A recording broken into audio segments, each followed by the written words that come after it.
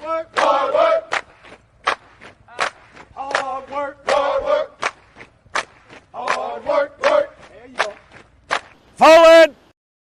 Hard work. Hard work. Hard work. Hard work. Hard work. Work. There you go. Forward. Hard work. Hard work. Hard work. Hard work. Hard work. Work. There you go. Forward. Hard work. Hard work. Hard work. Fall in. Hey, what's good? What's good? What's good? Y'all know what it is. It's me, your boy Trey.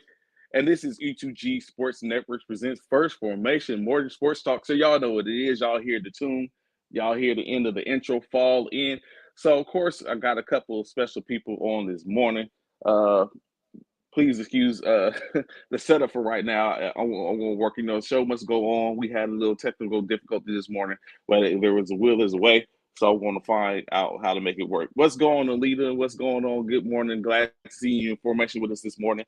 Glad to have you. So, like I said, I got a couple of special people. Y'all know, what I'm saying, being former military, myself and Bishop, we tend to always try to get who we can or what we can on. We have a huge influx, of course, of military basketball personnel that's on. Not to say that's just it, but we just seem to gravitate towards the NBA, military basketball, not just the Military Basketball Association, but military basketball in general. So, of course, what we have here, y'all know the beloved Martin Luther King's birthday was this past weekend. What's good, Bishop? What's going on, fam? WGO, what's good? What's good? Good morning, everyone. Good morning. Good morning. Good morning. My apologies for my tardiness. I was at the gym, so I just got back from the gym. So my apologies, fellas and young lady. I'm sorry. But what's good? How y'all doing on this Tuesday after Martin Luther King birthday You know what, day? Bishop? This is what I would say, brother. You know, What? this is what I'll say. You know that old saying that we do more before 6 a.m. than most people do. No, 5. 0 5. Zero So five. the reason I say that is, you know what, disregard. And you're a cook. You're a former cook.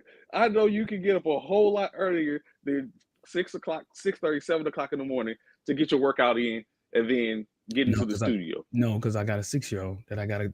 Oh, okay. I stand corrected. I forgot about it. I forgot. Don't worry about it. I'll reel you in. Don't worry about it. I'll reel you in. What's good, Naya? What's good, Rodney Jordan? Appreciate y'all tapping in with us this morning. So, like I was saying, right? So, Bishop, I was saying, we got some champions in the building this morning. I see this big old trophy. I see a big old trophy. Flexing, ain't it? I see this big trophy over here. Before Gordon all day. I mean, evidently it's a whole party going on where we got bling and stuff like that. So where's JB Langley Eustace hardware at? If that's what basically. I'm at work. Okay, I get it. So you know what? So she couldn't bring the hardware to work with her. She said she got to leave it at the on the mantle at the crib. She got to leave it on the mantle at the crib. I get it. So of course we have here Jasmine Green, as I said, head coach for the joint base Langley Eustace squad, and of course we got what they're dubbed the G squad. I guess we got Rail Tate and the Darius. What's your last name again? Richards. I'm sorry, Richards. For Fort Gordon basketball, of course, we should be having Coach Uriah. We all know Coach Uriah has been on a few times. Fort Hood, Phantom Warriors. Bishop, what they all have in common is they are champions for the various military basketball tournament, MLK tournaments that went on over the course of the weekend. Okay. Let me ask this. So, let me ask this one question though. What's the G stand for in G squad? Gordon, baby. Gordon Squad. They're saying G squad now. Okay. I ain't mad at you. Y'all seem like y'all still amped from the game. Y'all seem like y'all still on one. Y'all still on one? Hey, I'm still on one, man. Hey, I just started the program in the summer, so we only been playing a little bit amount of time. We went down to Atlanta, 3-1, lost. Then we went Campbell. We lost to Jasmine and her team by 4 points. And third time's the charm. We had to come and take the trophy for the MLK. So I see why Jasmine doesn't need to flex. She's like, y'all ain't, you know what I'm saying? It's And I toot my horn to her. She been our program. You know what I'm saying? They been established for a little minute. You know what I'm saying? Our program went down in 2016. That was the last time I played. So now everything is independent with us. I'm actually in the sports director office right now, trying to get this program back started. I got a meeting at 1:00 today with the head dude. So okay, that's what's up. For Gordon stand up, I see you. I see you. For Gordon stand up. I be in the head. I'm the I operate in that same format for Fort Polk. So real quick, Frederick, that's not what we're going to do. See, you see how the Cowboys fans come out when you're saying y'all get a little, you know, saying a little gift, and then this is how the Cowboys fans come out. Fred, that's not what we're going to do, bro. That's not what we're going to do. So real quick, Jasmine, Joint Blake, Raptors in the building. What has you been your y'all's claim to fame? This is the first champion for the new year? Second. Second. Two of them for that. Hey, pause. Like she came for you. We won, but gotten us our wins.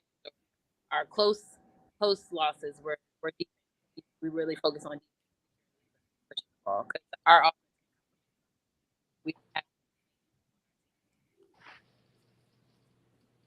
that's what your words going in and out, Jazz. I was about to say, is it me or is it me or her? No. Her stuff is going in and out bad. Hers. Let me see. Maybe it's because I'm on. There you go. That sound right. That sound good right there. That sound like you might be better. Change my angle. Okay, there you go. You know what? I'm trying to do the same thing. I'm like, bro, this is really bothering me. But go ahead. Yeah. Is it better? Yeah. It sounds like you. Yeah. Okay. Well, I was saying our focus is defense because we have our offense can come from anybody. Like we don't have a man on our team who's going to dominate every time. We have people. I think in that Campbell tournament or wherever we were. Where were we? Gordon. Oh, you talking about Camp Lejeune? Camp Lejeune. Was that ENC, the Marine tournament? Yeah. There was one game where we had 4 people scoring double figures. So our offense doesn't come to one person. So we really focus on defense and allowing that to create our offense. Okay. I like it. So over the course of this weekend, of course, like you said, y'all both had games in which I'll get to a second. This current ranking that's out per the National Military Basketball Tournament Committee. Who did y'all end up facing off against in the in your championship games, or who was your competition in general? I'm saying. So our competition was Joint Base Myers Henderson Hall, in the had to beat them to get to Charleston, South Carolina Military Basketball. That's a long name, but Wayne's team. So Wayne, Coach Wayne. Yeah. Oh, that's why Coach Wayne ain't up here. Go ahead, but continue. Continue. Go ahead, continue. that is we ultimately beat to win the championship. Okay. And for Gordon, who y'all had to go through? They went through a lot. Yeah, we went through a lot, man. We started off with Camp Lejeune. They beat us the first game. We was up 9, and they came back and beat us by 7. And then we played Benny. Then we played Fort Benny, smashed them. Yeah, killed them. We killed them. And then we went on to play Fort Bragg. We beat Bragg. They was a tough team. Yeah. Very tough with Mayo in the paint. Yeah. And then we beat Eglin. They had all big guys. Yeah, I seen Eglin play before. Yeah, they got some big dudes. That was a tough squad. And then we end up playing Camp Lejeune again in the championship. Oh, yeah. Y'all did go through some people. Yeah, we went, man. And then people look at my team, man. I got a whole bunch of young, scrappy guys. That's all I teach them. I'm like, bro, I done been to this level. So all we got to do is scrap up on defense. And because our offense is there. So that's how we win. We scrap on D, like always. You can look at my team and look at everybody else's team. They way bigger than our team. It doesn't matter. It comes from right here, that heart. You know what I'm saying? And if your coach got heart, I'm gonna put it in there. Right. Every and like I said, we independent, man. So we ain't do nothing on base. We just now about to have we just now getting the gym to start the season on the 28th. But everything else been all base. I got the mayor. I got a gym keys from the mayor. I got a church gym. So like everything been independent, man. So with that, we came a long way in a little bit amount of time. You know what I'm saying? What's good? Real quick, what's good, Coach Uriah, champion for the Fort Hood MLK Military Varsity Basketball Champion. What's good? What's good, Chief? What's going on, sir? Hey, how you guys doing? It's good to see all the coaches on. Apologize to cut you guys off in between mid-conversation, but man, I'm glad to be in form. I'm a little late to formation. You know, warrant officers are notorious for that, so I apologize. Yeah, like I just had in the back. Like always, officers, man. It's just officers in general.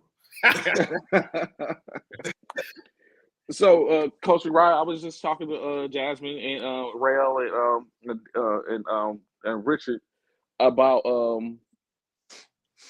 what they did over the course of the weekend. I know we briefly had a conversation yesterday and some of this morning in which we were talking about your endeavors and escapades going over. What happened at Fort Hood's tournament, and who did y'all face to get to what was y'all's moment in the spotlight? Man, so you know, we had a lot of teams that showed up out here to Fort Hood, and first off, man, credit to all 11 teams that were able to make it out. Initially, we started with you know how most military tournaments are, it's about 16, and that number starts to dwindle down, you know, as you start to get closer to the event. But with us having, you know, all of these MLK tournaments, first event after the holidays, you know you're going to lose teams. So we ended up still having 11 actually come out. And of those 11, it was Camp Pendleton, Lackland Air Force Base, Cannon Air Force Base. Us, Fort Hood, of course, is the host team. Fort Worth, Fort Polk, Shepherd Air Force Base, the Air Force Academy Club team. It's a great team, by the way. Barksdale Air Force Base, Fort Bliss, which is West Texas Military Basketball, and we also have Fort Sam Houston. So, you know, we had 3 pools. Of those 3 pools, 2 of the pools had 4 teams, 1 pool had 3 teams. You know, everybody played 2 pool play games, and those games determined, you know, where you were going to play in your elimination round. So we started the tournament on Friday with us opening up. Saturday, everybody played their pool play games, and then Sunday we came back with the elimination round. That elimination round, I'll be honest, of all of the games that were played, the teams that just really stood out to me, West Texas Military Basketball, Fort Bliss, they have a ton of athletes out there. Fort Worth, I know everybody looked at that Fort Worth versus Camp Pendleton game as kind of an upset. I didn't. You know, Fort Worth has been around for a long time. Coach Snow's been coaching those guys for a long time, and they have a lot of experience and talent out there. So seeing guys like JT and Delonte perform the way they did, it wasn't surprising to me because I've seen them always play like that. That Air Force Academy, that was different. That team was as advertised. You know, TL Albers has been around the game for a long time. He brought a well-coached team out here. And I know a lot of guys don't know Mike Argyle. He used to play with CMB back in the day. And Mike Argyle is an assistant coach for that team. So they have a really good team. And the one thing that's unique about those guys, they're in the gym a lot, playing a lot of basketball. And it's, in my opinion, I felt like it was equivalent to playing a Division III school. You know, we played Mary Hardin Baylor, and I felt like they were actually better than Mary Hardin Baylor because of their size and their physicality. They had some guys that were just talented. You couldn't make mistakes out there on the floor. And when we played them, the one thing that T.O. kind of came back and told me, because we actually played them in the semifinal round. And a lot of people, of course, you know, they said, hey, that felt like the championship game. Pendleton played Fort Worth in the other semifinal round. So those 2 teams ended up playing in the championship, the winner of those games. Our game against the Air Force Academy came down to a last-minute game. And the young man, of course, Ledrick Eccles, who went for the 54 at Lackland, ended up hitting a ridiculous shot. That was not the shot that was drawn up. I'll say that. But when you have a player like that on your team, you have to live with the decisions that they make on the court because there's certain things that they see. And if you look at that last play, I think you'll see it all over social media here in a little bit. The young man that was guarding him took a step back because he felt like he was going to drive. And that's exactly what I wanted him to do because it was seconds left. Well, he pulled up, and it had to have been outside of NBA range where he took this shot. And he ended up hitting a three, going up by one. But he left 2 seconds on the clock, and he gave them a look, and they just ended up missing the shot. So, I mean, that game could have went either direction. Both teams, in my opinion, just played a hell of a game. But that Air Force Academy is as advertised. I'll tell you right now, I know there's a few teams that will match up really well with them. I believe Jasmine Green has one of those teams. So I think that it's going to be fun having them inserted into military basketball because I think what it does is it gives our military athletes an opportunity to see what next level talent looks like. We always scream as coaches, get in the gym, put the work in.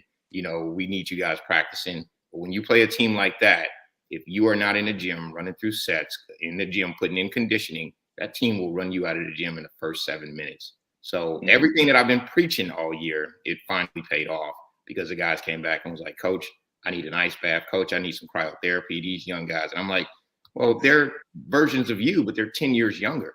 Nobody on that team was over 22 years old. So if you can imagine getting on the floor with a bunch of 19, 20, and 21-year-olds, they don't get tired. They can go out and hang out and have a good time at night and come back and play 2 to 3 more games. You guys are in your 30s and late 20s, and you have jobs. You can't get on the court and do the same things that those young men can do. So I'm going to be honest, if we end up seeing them again, it wouldn't surprise me if it was a different story because I think that they now see, what we have out there with talent, and I believe they will come better prepared. So it's something where we can't be satisfied with, that win. It's something we have to come back to the table with. And then Fort Worth, when we played them in a championship, the first time we played them, we beat them by 30 plus. Snow is my guy. And they tried to get out and run with us in the first game. And the second time we played them, I said, look, Snow's smart. He's got some smart players. They slowed the game down and they made it a half-court game. And it was so frustrating for my guys because they wanted to get out and run. We're a team that gets up and down the floor. And when he slowed it down, I said, hey, fellas, we just got to run through our sets. The game was slowed down so much to where it was frustrating me. So it was a great game. Snow showed up and, it was a great championship game. And it was just fun to see military basketball return back to Fort Hood. And a lot of great reviews from a lot of the coaches, tried to give them some different things with, the schedules and the rosters and everything being put out there on QR codes. And just, a lot of credit to all of the teams that came because without them, man, this event wouldn't have been, what it was. And, last thing, with our event, we did do it in memory of one of our officials who, Mr. Dale Kress, he passed away about 1.5 years, 2 years ago. And we had his family out. They helped us out with presenting all of the trophies and everything. So shout out to the family for coming out and, giving us the opportunity to put that event in their honor. So that was really the highlight for our event, was having all of his kids and all of his family and his wife come back and help present those trophies for us. So. Okay. So, of course, we know, like I was saying at the beginning of this, there's a ranking out there. And interestingly enough, when you look at said ranking, the 3 of you all are in the top 11 in this ranking. Of course, that ranking being the National Military Basketball Tournament ranking, put on enacted by their committee. Of course, Coach Mike Richardson is in the chat. So let's go through this ranking list real quick. So starting from the bottom, and y'all feel free to chime in at any time. Starting from the bottom, at number 25, you have Shepherd Senators. At 24, you have the Colorado Military Basketball Team. At number 23, you have Edwards Air Force Base. I see a lot of Pac West. I see a lot of stuff that's talking about the West is coming. Of course, I'm being from California myself. I'm all for that and seeing that and love for the West Coast. At number 22, you have Fort Benton Yellow Jackets. At 21, Fort Bragg Basketball. At number 20, Barksdale Bombers. At number 19, West Texas Military Basketball, that just as Coach was talking about. At number 18, Cannon Commandos, Cannon Air Force Base. 17, Fort Worth JRB Aviators. At number 16, Luke Thunderbolts. At number 15, Fort Campbell Eagles. At number 14, MCAS Miramar. At 13, Mayport Hurricanes. At number 12, the Nellis Lightning. At number 11, Fort Gordon in the building. At number 11, number 10, Camp Pendleton Military. Number 9, Hawaii Elite. At number 8, JB Myers. At number 7, Lackland Warhawks. And I was reading the comments last night. It was about 2 o'clock in the morning, 1 o'clock in the morning. I seen a comment. It was one coach, particular. We won't say any names, but we did talk about it earlier. Had something to say about the ranking. It's like the in-state was do better. But they's like they could go. They said they'd take 7 people and go to Lackland. Go ahead, Jasmine. The 7 people that we had to face in that championship game are a tough 7. So, and he's like he'd go to Lackland. He said he'd take them 7 and go to Lackland and dust them off. And listen, he might, because he got get to make it. It's 2 people that didn't get to make it that are all military. So, okay, see. So of course, you know what I'm saying? We don't have to say no, man. What's good, Coach Cal? What's good with you this morning, brother? See, here you go with that California talk, with that Cowboys talk. I'm trying to be humble, and I'm not going to talk on that. I'm going to leave it to go. I'm not going to sit up and say anything. I'll let San Francisco do the talking on the field. Of course, like you just said, Lackland at number 7. At number 6, just before I mentioned, the Air Force Club Team Falcons. At number 5, Fort Carson Mountaineers. At number 4, Elgin Eagles. At number 3, the ENCMB Marines. Number 2, Joint Base Langley Eustis Raptors. Of course, number 1, holding the spot down. We've been holding it down for about what, a year now, sir? A year and a half almost. About a year and a half now. So we've been sitting up there for a minute. Fort Gordon, man. It's Fort Gordon. They got 10 All-Army guys on their team. Oh, we got Coach Hunter on here now. Look at him. For the next 7 years, as long as all the Army guys is there. So you know what? I have to echo that. I think he's right, man. Look, the Fort Hood has a lot of talent, and I have intramural teams here at Fort Hood that are honestly competing with the actual base team. So that's a fair statement. I can't argue that at all. He's right. There's a lot of talent. There's a lot of talent here that didn't actually come out for all Armed Forces tournament. And I believe that we had 3 or 4 more players here that could have made that team. So I can't argue that at all. He's 100% right. There's a lot of, but hold on. We're not going to sit here and act like Langley Eustis don't have an onslaught of talent sitting out there with that joint base. I mean, I know they got a ton of players that probably ain't even on the team that could probably play at this level. So those 2 locations, in my opinion. What'd you say, Coach Green? I said we have like 5 all-Navy guys on our team. There you go. See, there we go. So, Coach Ryan, you see Coach Richardson asking who's the only military team to beat you this year?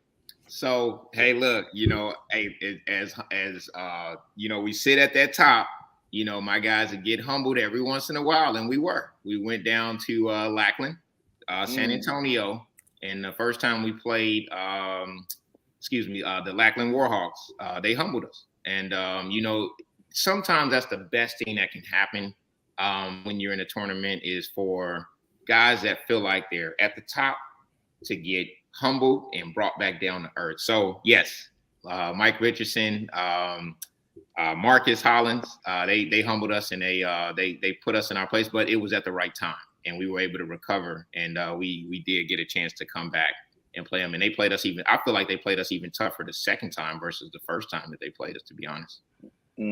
Coach, you see Coach Cal responded to you. And Hayden talked about he wasn't there, so that made a difference. But from what Wooten, what is the question which you had? I just seen you post. I seen you post yesterday. Talk about you got a question for Coach Wooten, for Coach Hunter. So Wooten, what is your question to Coach Hunter, please? Oh Lord. So you can get it off your chest. But of course, back to y'all real quick. So Jasmine, Darius, and Rev, every time we have people come on here on First Formation, and visit with us. We have a series of questions, but I have one specific question that I want to talk about before we start to talk about more about y'all escapades, and of course the NBA as we have it, because I got some questions as well in general. And of course, there was a couple of games last night. Shout out to the Lakers getting the W. Hold up. Look, don't be shouting out to this dude always shouting out the Lakers Brooklyn when they win? lose. Enough said. Did Brooklyn win? Trey, I ain't gonna lie, I'm seeing a lot of crying coming from them Lakers of lately. Because you know why? Because they trash. A whole lot of complaining. Like I said, we coming. Like he said, we coming. So the question from Woon is, how did they manage to get 4 All-Army players on that team? What in 2070 Warriors is going on? Ooh, so that's on the men's side, Jaquan. We actually had, and I have to highlight my women here. We actually had a total of 8 All-Army players that were selected. 3 on the women's side, myself as a coach, and 4 players. The one thing that I can say, the 2 West Pointers that made it, they weren't really embedded in our program, but they were playing competitive basketball at West Point prior to coming. We sent a lot more players to camp, but with the base being as big as it is, kind of like Gordon just talked about, it's easy for us to send that amount of talent. And then the one benefit that we do have is when camp is held here at Fort Hood, a lot of players that normally wouldn't get an invite, say, coming from out of state, because they're local already, those guys can just come into practice and it's easy to identify that talent. So in a lot of cases, it really helps the Army out when they host and put their tournament or their camps at the bigger installations, like I'll use as an example, a Fort Hood or Fort Bragg or Fort Carson. If you have the tournament there, all of those players that are stationed there, you don't have to count them against your books. So whereas we may be able to only bring in 22 players, we may be able to invite 6 or 7 more from Fort Hood to be able to come in. So now we're getting an advantage being here at Hood to bring in additional talent to be looked at. On the women's side, it was just a little different though. Fort Hood, we do have a lot of players that are here. So go ahead. Look, she got a finger. She got the church finger. She got that church finger. I want to the same question that Michael asked about the last team to beat your Fort Hood men's team. Who was the last team to beat your Fort Hood women's team? Ooh, Daggers. Introduce you to the. Let me introduce myself. She said. So I feel like I'm taking some gunshot rounds today. Ooh, Coach Green, I'm gonna get you for that one. I will just answer the question for you. It was. Oh wow! They coming for Coach Hunter today. Hey, look! You know what? That's what happened when you sit at the top. That is true. That's true. It was me. Coach Hunter knows me as a player first. Correct. Right? Okay. So before I was out be coaching against him. Now I played against him. Okay. I'm gonna tell you when we get it, and I did. And when we played against them out there, I believe it was Colorado the last time we played, right? Right, when we won nationals. Yes. That's right. Yeah. She made sure you heard we won nationals. You heard when we won nationals. Put nationals on our name. All right, so here, look, listen, Coach Green, I got to give you all the credit in the world. Listen, that squad that they brought out to Colorado was as advertised. And I'm going to be honest with you, the first time we played them, they beat us probably by 30-something points. I'll be honest. It was bad. The second time we played them, I had an opportunity to see what, competitive basketball looked like at the women's level. So the second time we played them, it was a different game. We slowed the game down. I said, I'm not about to get out here and try to run with these ladies from the East because I realized, hey, the East Coast got some talent.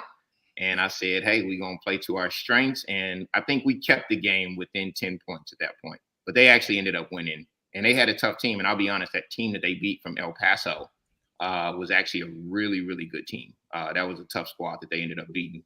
And I thought they met a little bit of adversity in that game too. So yeah, shout out to, the East Coast, Jazz, she's coaching now, she's playing, she's doing a little bit of everything. So, hey, all I can do is just give you respect and love. They put it on our head and they humbled us twice. So gotta give that respect. That's what's up. That's what's up. Respect. So the question which I was getting ready to ask y'all, like I said, What's good? I tried to get Kirk on. He was like, he was a little, he was ready, wasn't ready to come on. The military basketball super fan. If military basketball is going on, Kirk is there. You know what I'm saying? Putting it out there. But what's good, Kirk? Glad to have you information with us this morning, brother. Katrina Black as well. They yeah, like Katrina. Yeah, I road see. dogs. Yeah, Katrina as well. We probably have to do a fan joint, Bishop, so you can get them on to talk about the fandom and what they see from the fan perspective. Kirk, I know, is a former player himself. That's what's and up. so, of course, the perspectives are a lot different. But for Jasmine, Darius, and Rail, I asked y'all this question, right? And y'all don't have to jump at it. You don't have to take too long to figure it out. No answer is the wrong answer. But I asked you this question first. Actually, I got two questions for y'all. The second question, Coach will be able to get in on too. It's cool. I get it, Kirk. I got you, fam. So I'll ask you this question, right? We ask this to everybody that comes on at one point. What is your Mount Rushmore of basketball? Like NBA? Yes, NBA. Or however, you know what I'm saying? Basketball, I just say basketball. If Cynthia Cooper, Lisa Leslie, Tina Thompson is on yours, you know they have. You notice I mentioned all USC players, but in any case, if they are on your and Jordan, that's what it is. So I ask y'all, what is your Mount Rushmore of basketball, professional basketball? Yikes.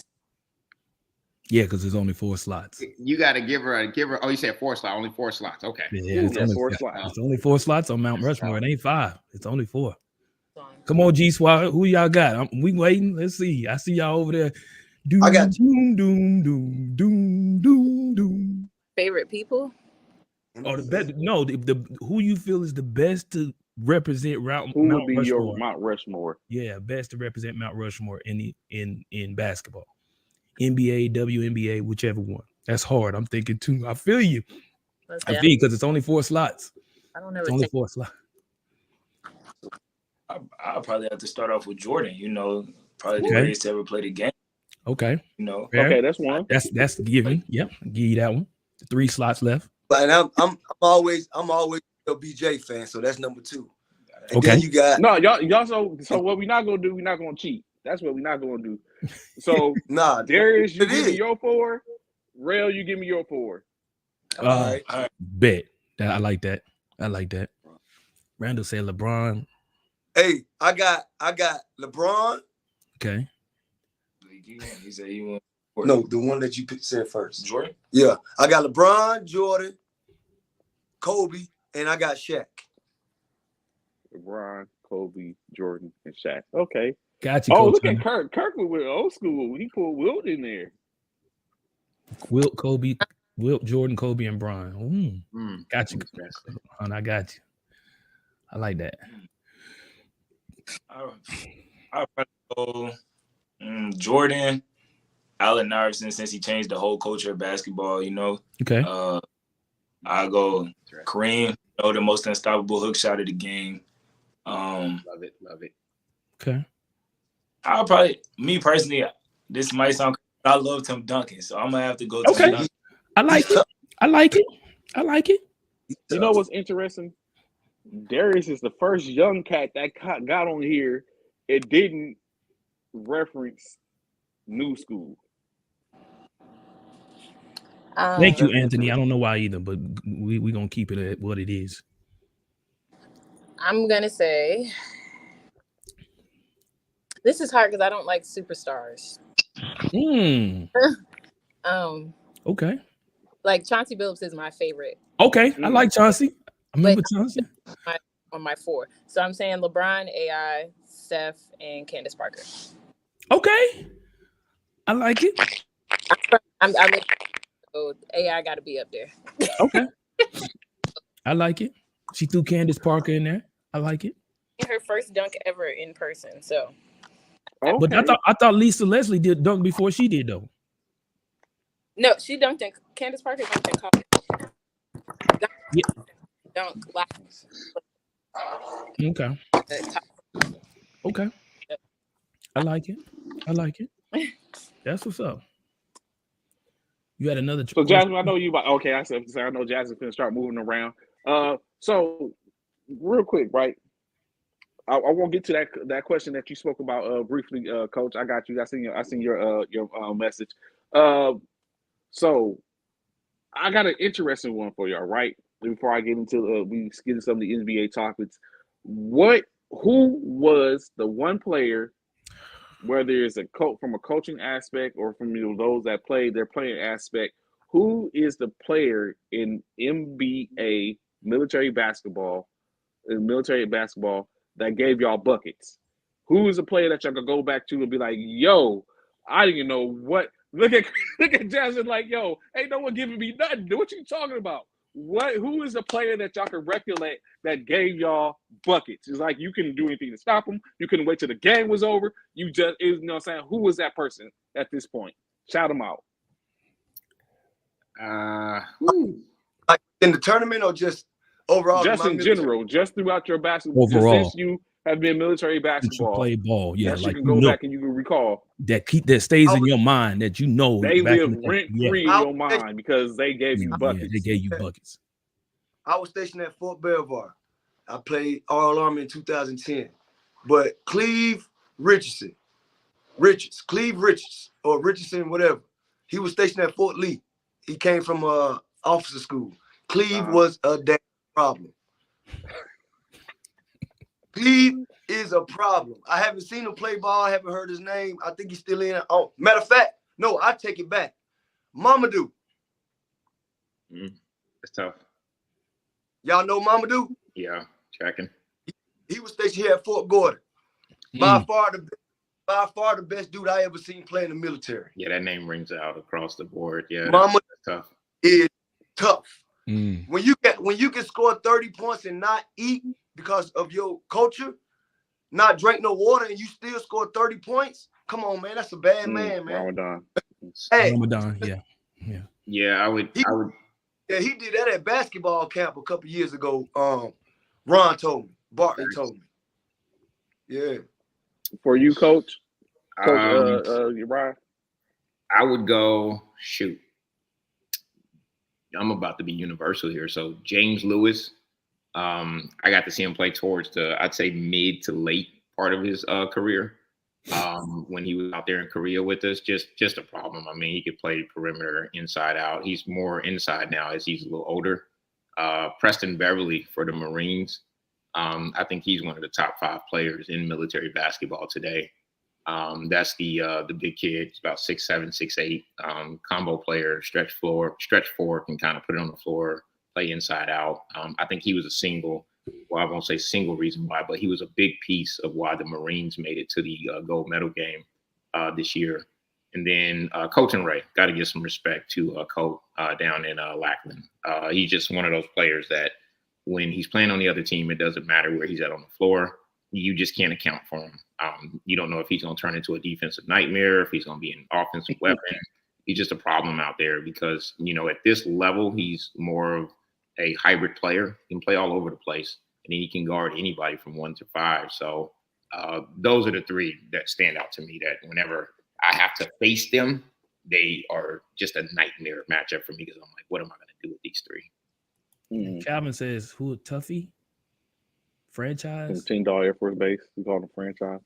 Okay. Yeah, I would also even go Akeem Echols out there at Carson. He's another one. You just never know what you're going to get with him when he shows up to the game. Is he going to turn into a scorer, a facilitator? You don't know. God, I'm thinking of names, and these are the players that have just went crazy against me whenever we played against them.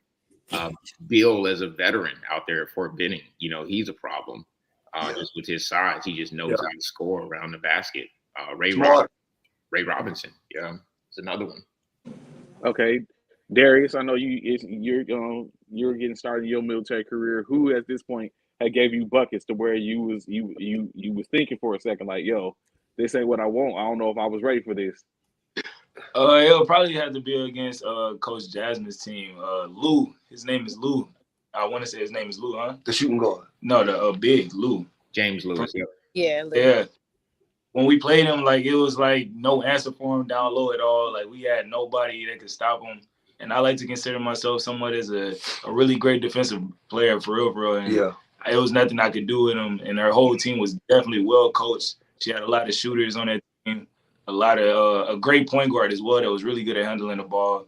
A lot of respect for that team for sure, definitely. I'm so sorry. I didn't know they was on actually Coach Jasmine's team. I didn't sit up and gave.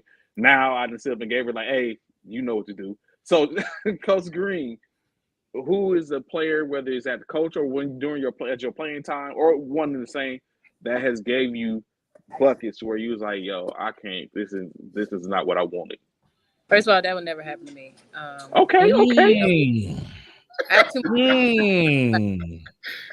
buckets. Okay. Now there were people I did not like playing against because I had to do it on both sides. So Donita, obviously, you're right. Yeah. I always appreciate playing with her instead of against her. KD, you have KD, and KD is always tough to guard with that daggone spin move. Yes. Do. But as far as guys, I would say Ryan. Like coaching against Ryan from the Charleston team. I work in a school. I'm a teacher, so we're switching classes right now, so it's gonna be a little loud for a second. No, you good. We get it. Yeah, we good. I'm on the phone. Who else? Oh, we just played against Ray Robinson. Yeah, Ray. Dog. You said dog. She came out with it, dog. The way he can just look for his own shot and be patient and make you do what he wants to do is ridiculous. And I would be trying to think of one more I could give credit to without talking about my own team.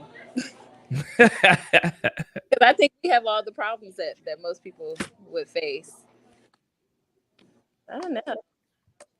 We didn't get to play Fort Hood, but we got to watch Fort Hood at Nationals last year. And that one, I hate to say, the tall white guy. No, Randall. That's his comment up right now. I was just about to do the movie. Yeah, Randall. Oh my God, he was nuts. He looked like Turgaloo when he played for the Magic. Oh. He was going through that phase of going crazy. That's who he reminded me of. Yeah, Randall's tough. Yeah, left hand, stretch four, put it on the floor, shoot it, do a little bit of everything. Yeah. Oh, and he talk. Oh, he talk. Yes. Oh, he talker. Okay.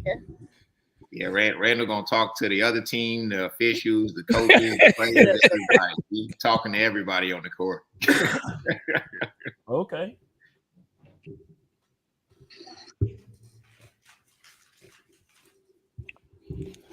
All right, let me pull this up right quick.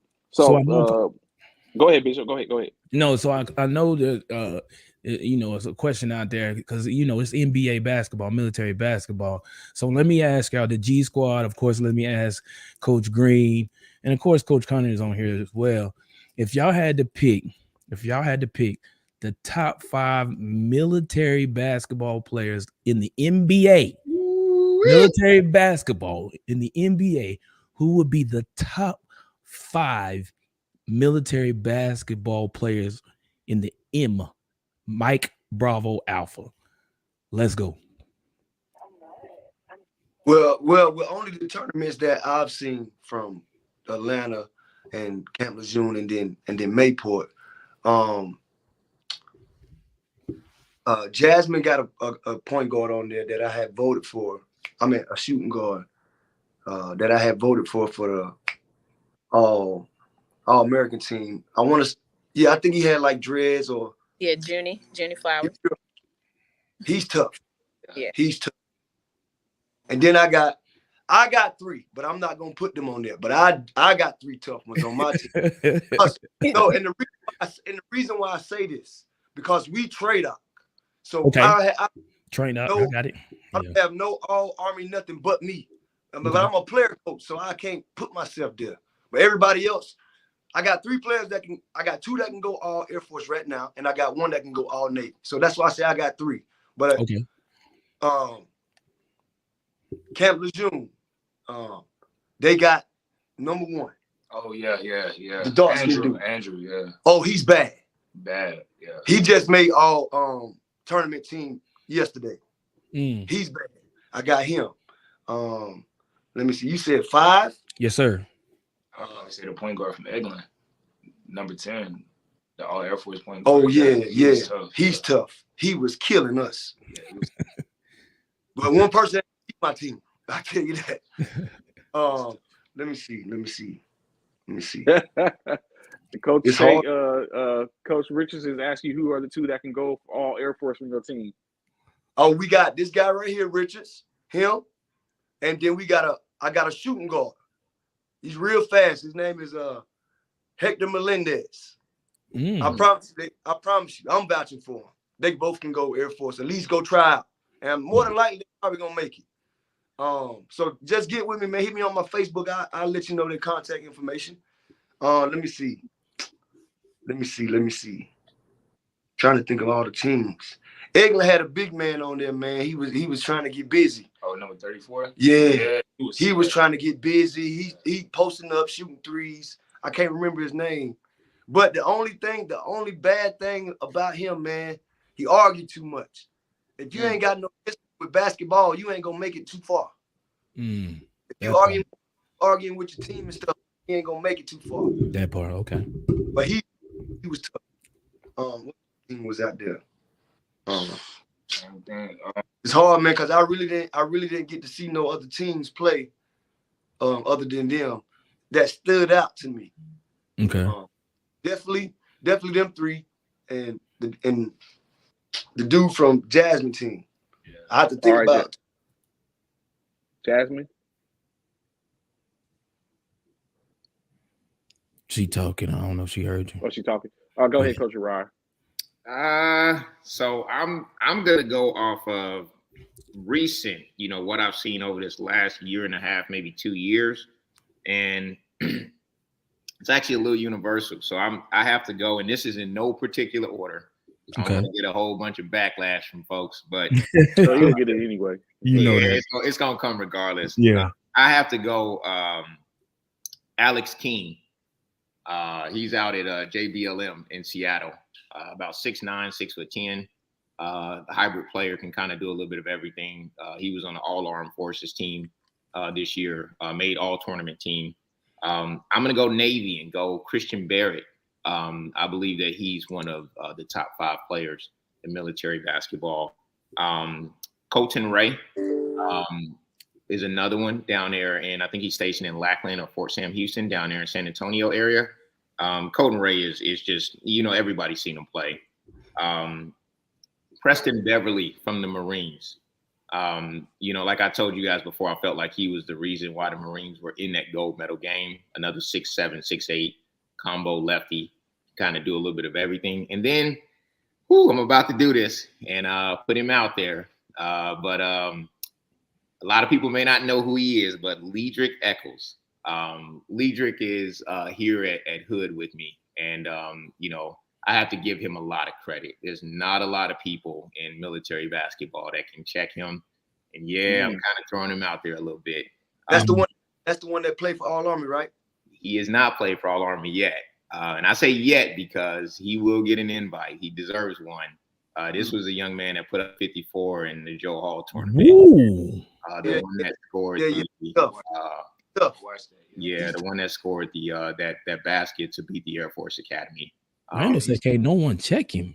That sounds like John Morant right now. You guys know that I'm very humble when I say this. There's nobody in military basketball that can check him. What? I'm gonna put that out there because he's wait. Look at Jasmine. Look at Jasmine. Look at Jasmine. Look at Jasmine. Look at Jasmine. Look at her face. Wait, Coach. Who is this again? Don't say nobody because y'all haven't played everybody. That's right. I'm not fire. Let's go. It's gonna be lit. This year, I'm showing up, Bishop.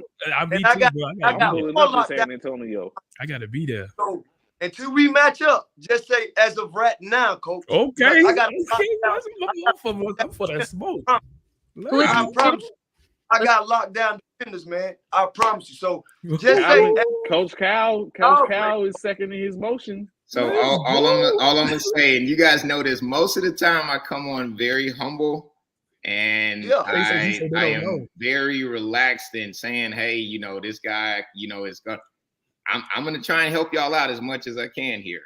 There's nobody in military basketball checking him. He's stamping it. He's stamping it. What's What the you say, name? Jasmine? What's the name of the guy? Ledrick Eccles. Ledrick. Who team he on? He plays for Fort Hood. All right then. Oh, she said, I well want that said. smoke. She said, I want that smoke. She said she want that smoke.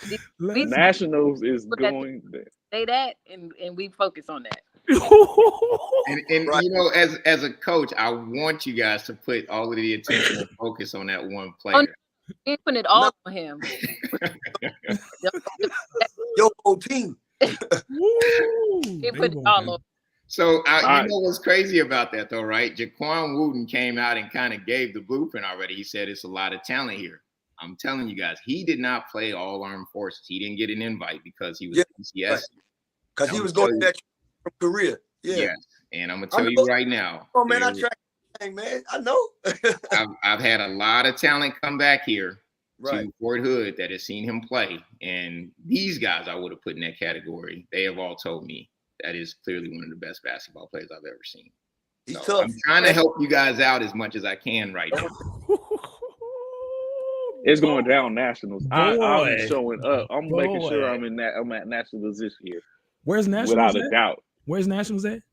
It's there. They're with you, San Antonio. I'm there. I'm there. Coach Green, real quick, I know we got to go, but give us your 5 best NBA Mike Bravo Alpha basketball players. Everybody on my team. Woof! She said it with a straight face. Oh, my God. We'll take one off, put another one on, take one off. Oh, my God. She said everybody on her squad. I haven't seen Fort Hood team in person, but Coach Jasmine do got a tough team. She got a tough team. They can be beat, but she has a tough team. And what you saw, you didn't even see our whole team. You saw a piece of our team. All right, and you didn't see my whole team either. That's what I'm saying. Y'all have a tough team. Right now, it's about to go down. Right now, per the National Military Basketball Tournament Committee, number 1 is the Fort Hood Phantom Warriors. Number 2 is the Joint Base Langley Eustis Raptors. Is that saying something? Is that is and that's what it is? I mean, that's what Jasmine is very confident. She's like, it's about the Raptors or nobody. That's what it is. Well, they won last year. So correct, they did. JBLE, I will say this: they are tough. They have a squad, and I will give them a lot of credit. I think if there's a player, and I listen, I gave respect to Christian Barrett. I think he's one of my top 5 players in military basketball. I think he's talented. He's a great piece out there on the floor. He's gonna be tough to guard. But I've been humble with my guys all year. These boys have put in the work. And I'm looking forward to seeing all of the talent when we do come down to nationals this year. I think between the 2 programs, we're blessed to have a lot of talent because of the size of our bases. So it's just gonna be fun to see all of the teams because I can't just say, hey, JBLE and Fort Hood are the 2 teams that stand out. There's a lot of teams that when we play them, we get their best punch. And This is one of the things that I always have to explain to my guys is you guys don't understand. Every time you step on the court, there's a target on your back. And like I said, Lackland humbled us already early on in the season. So for my guys, they can't fall asleep because they may play at Cannon Air Force Base. And Cannon has all service players on their team as well. And they play us tough all the time. So, again, I can talk about individual pieces, but as a team, we have to bring it every night because it doesn't matter who we play. Somebody is going to creep up on us. Gordon's got a tough squad out there too. One of my favorite players is actually playing with those guys. I think Javon Tinker's still out there with you guys. Yeah. JT, that's my guy, man. One of my first players I had out in Korea. So me and JT talk all the time. And I just think military basketball is back to its height right now with just all of the teams back in the fold. So I think it's going to be great. And I'm going to tell you right now, I'm looking forward to nationals this year. I think it's going to be a lot of fun. And I can't wait to see JBLE. I've heard so much about him. I hate that we have never been able to match up on the court. But Jazz, we're gonna have to make that happen. Match up to happen. I know Coach Richardson isn't going to fix it to where it's on, but Coach Richardson, you hear what they saying? The Nationals, Hey, they're saying they want the smoke. Real quick, I know. So Jasmine can get ready to get out of here. Jasmine, any last things before you get ready to jump off? No, I appreciate you guys asking me to be on here. I look forward to seeing you guys at Capital Classic, or at Nationals, because we'll be at both. She putting it out there. So y'all gotta pay attention. She said they ain't avoid nothing. She's basically saying, let me translate that for you, Jasmine. She's basically saying, if you want that smoke, no need to keep talking. Let's not be there. No. She just said be there. Show up, right. Pull up, like just how be we there. Say on here, fall in. Come fall in. Let's go. Fall in. Hey, we'll be on time to formation at National. We still working on the DC, but I'll be on time to formation at Nationals, Jazz. I got you. That's what's up. That's what's up. But greatly appreciate you falling in with us this morning, Jasmine. Yes, you know what I'm saying? Feel free to jump off at any time. We'll continue to rock, you know what I'm saying, get into some of this stuff. We'll, of course, have you on at any time. It's always an open door for anyone that comes through. All you got to do is hit us up and be like, hey, what's good? We got something to talk about, and we got you. Especially after Worlds and all that type of stuff. We feel free to fall in with us. Absolutely. Thank you, guys. Thank you, Jazz. We appreciate you. All right, have a good one. So, Bishop, you just got in. So this is what we're not going to do, Bishop. I have found a new respect for LeBron James. It just so happens that he plays for the Los Angeles Lakers, and it's not the reason why I found a new respect for him. So, what do you say for a man who is the second man in NBA history to amount 38,000 points or more? He's only done that because he came out of high school, bro. Him and Kareem both played 20 years. Keep it in. Kareem didn't come out of high school though, bro. Keep that in consideration. Know that he has extra years on a few people. Know that. That's like saying a pound of cotton isn't a pound. That's like saying a pound of cotton is as heavy as a pound of metal. It's the same thing. 20 years. No, but 4 years extra because you came out of high school where Kareem played. Kareem played college ball. That's a huge difference. That's 4 more years of putting points up. Come on, bro. But the thing on that now, I'm a LeBron James fan, but I'm a basketball player. Right, got you. Anyway. Right. So LeBron is on top lists in multiple categories. Facts. It's a different era too. Facts. It's a different position. Can Kareem play point guard? No. Can LeBron play? LeBron can play all 5 positions. Facts. So when people try to compare it's 2 different things. We can never compare them to. Right. Okay, yeah, wise, yes, but comparing, no, because they play absolutely 2 different positions. Facts. Absolutely. So with that being said, he was the GOAT at his age, and LeBron the GOAT right now. And he's about to be at the top of the list if he ain't already made it. I would like to say this as well. Honestly, LeBron also had some of the most pressure of any player of any sport in history coming straight out of high school. They told this man in high school, if you're not a first ballot Hall of Famer, you're a bust. And he's passed every expectation that you could ever think of in the sport. And to come out of high school as an 18-year-old man, having to lead a team of grown men that's been in the league for years and try to be as dominant as you can, that's a lot of pressure for anybody, you know. So Kobe didn't have that same pressure? No, not at all, because he's a bench player. He was the 13th pick, you know. He came in the league airballing shots. Nobody expected Kobe to be. Darius, why, bro? Why do we have to introduce that to the conversation? We ain't got to remember that Kobe airballed 2 airballs in his first game like that. You giving this dude ammo.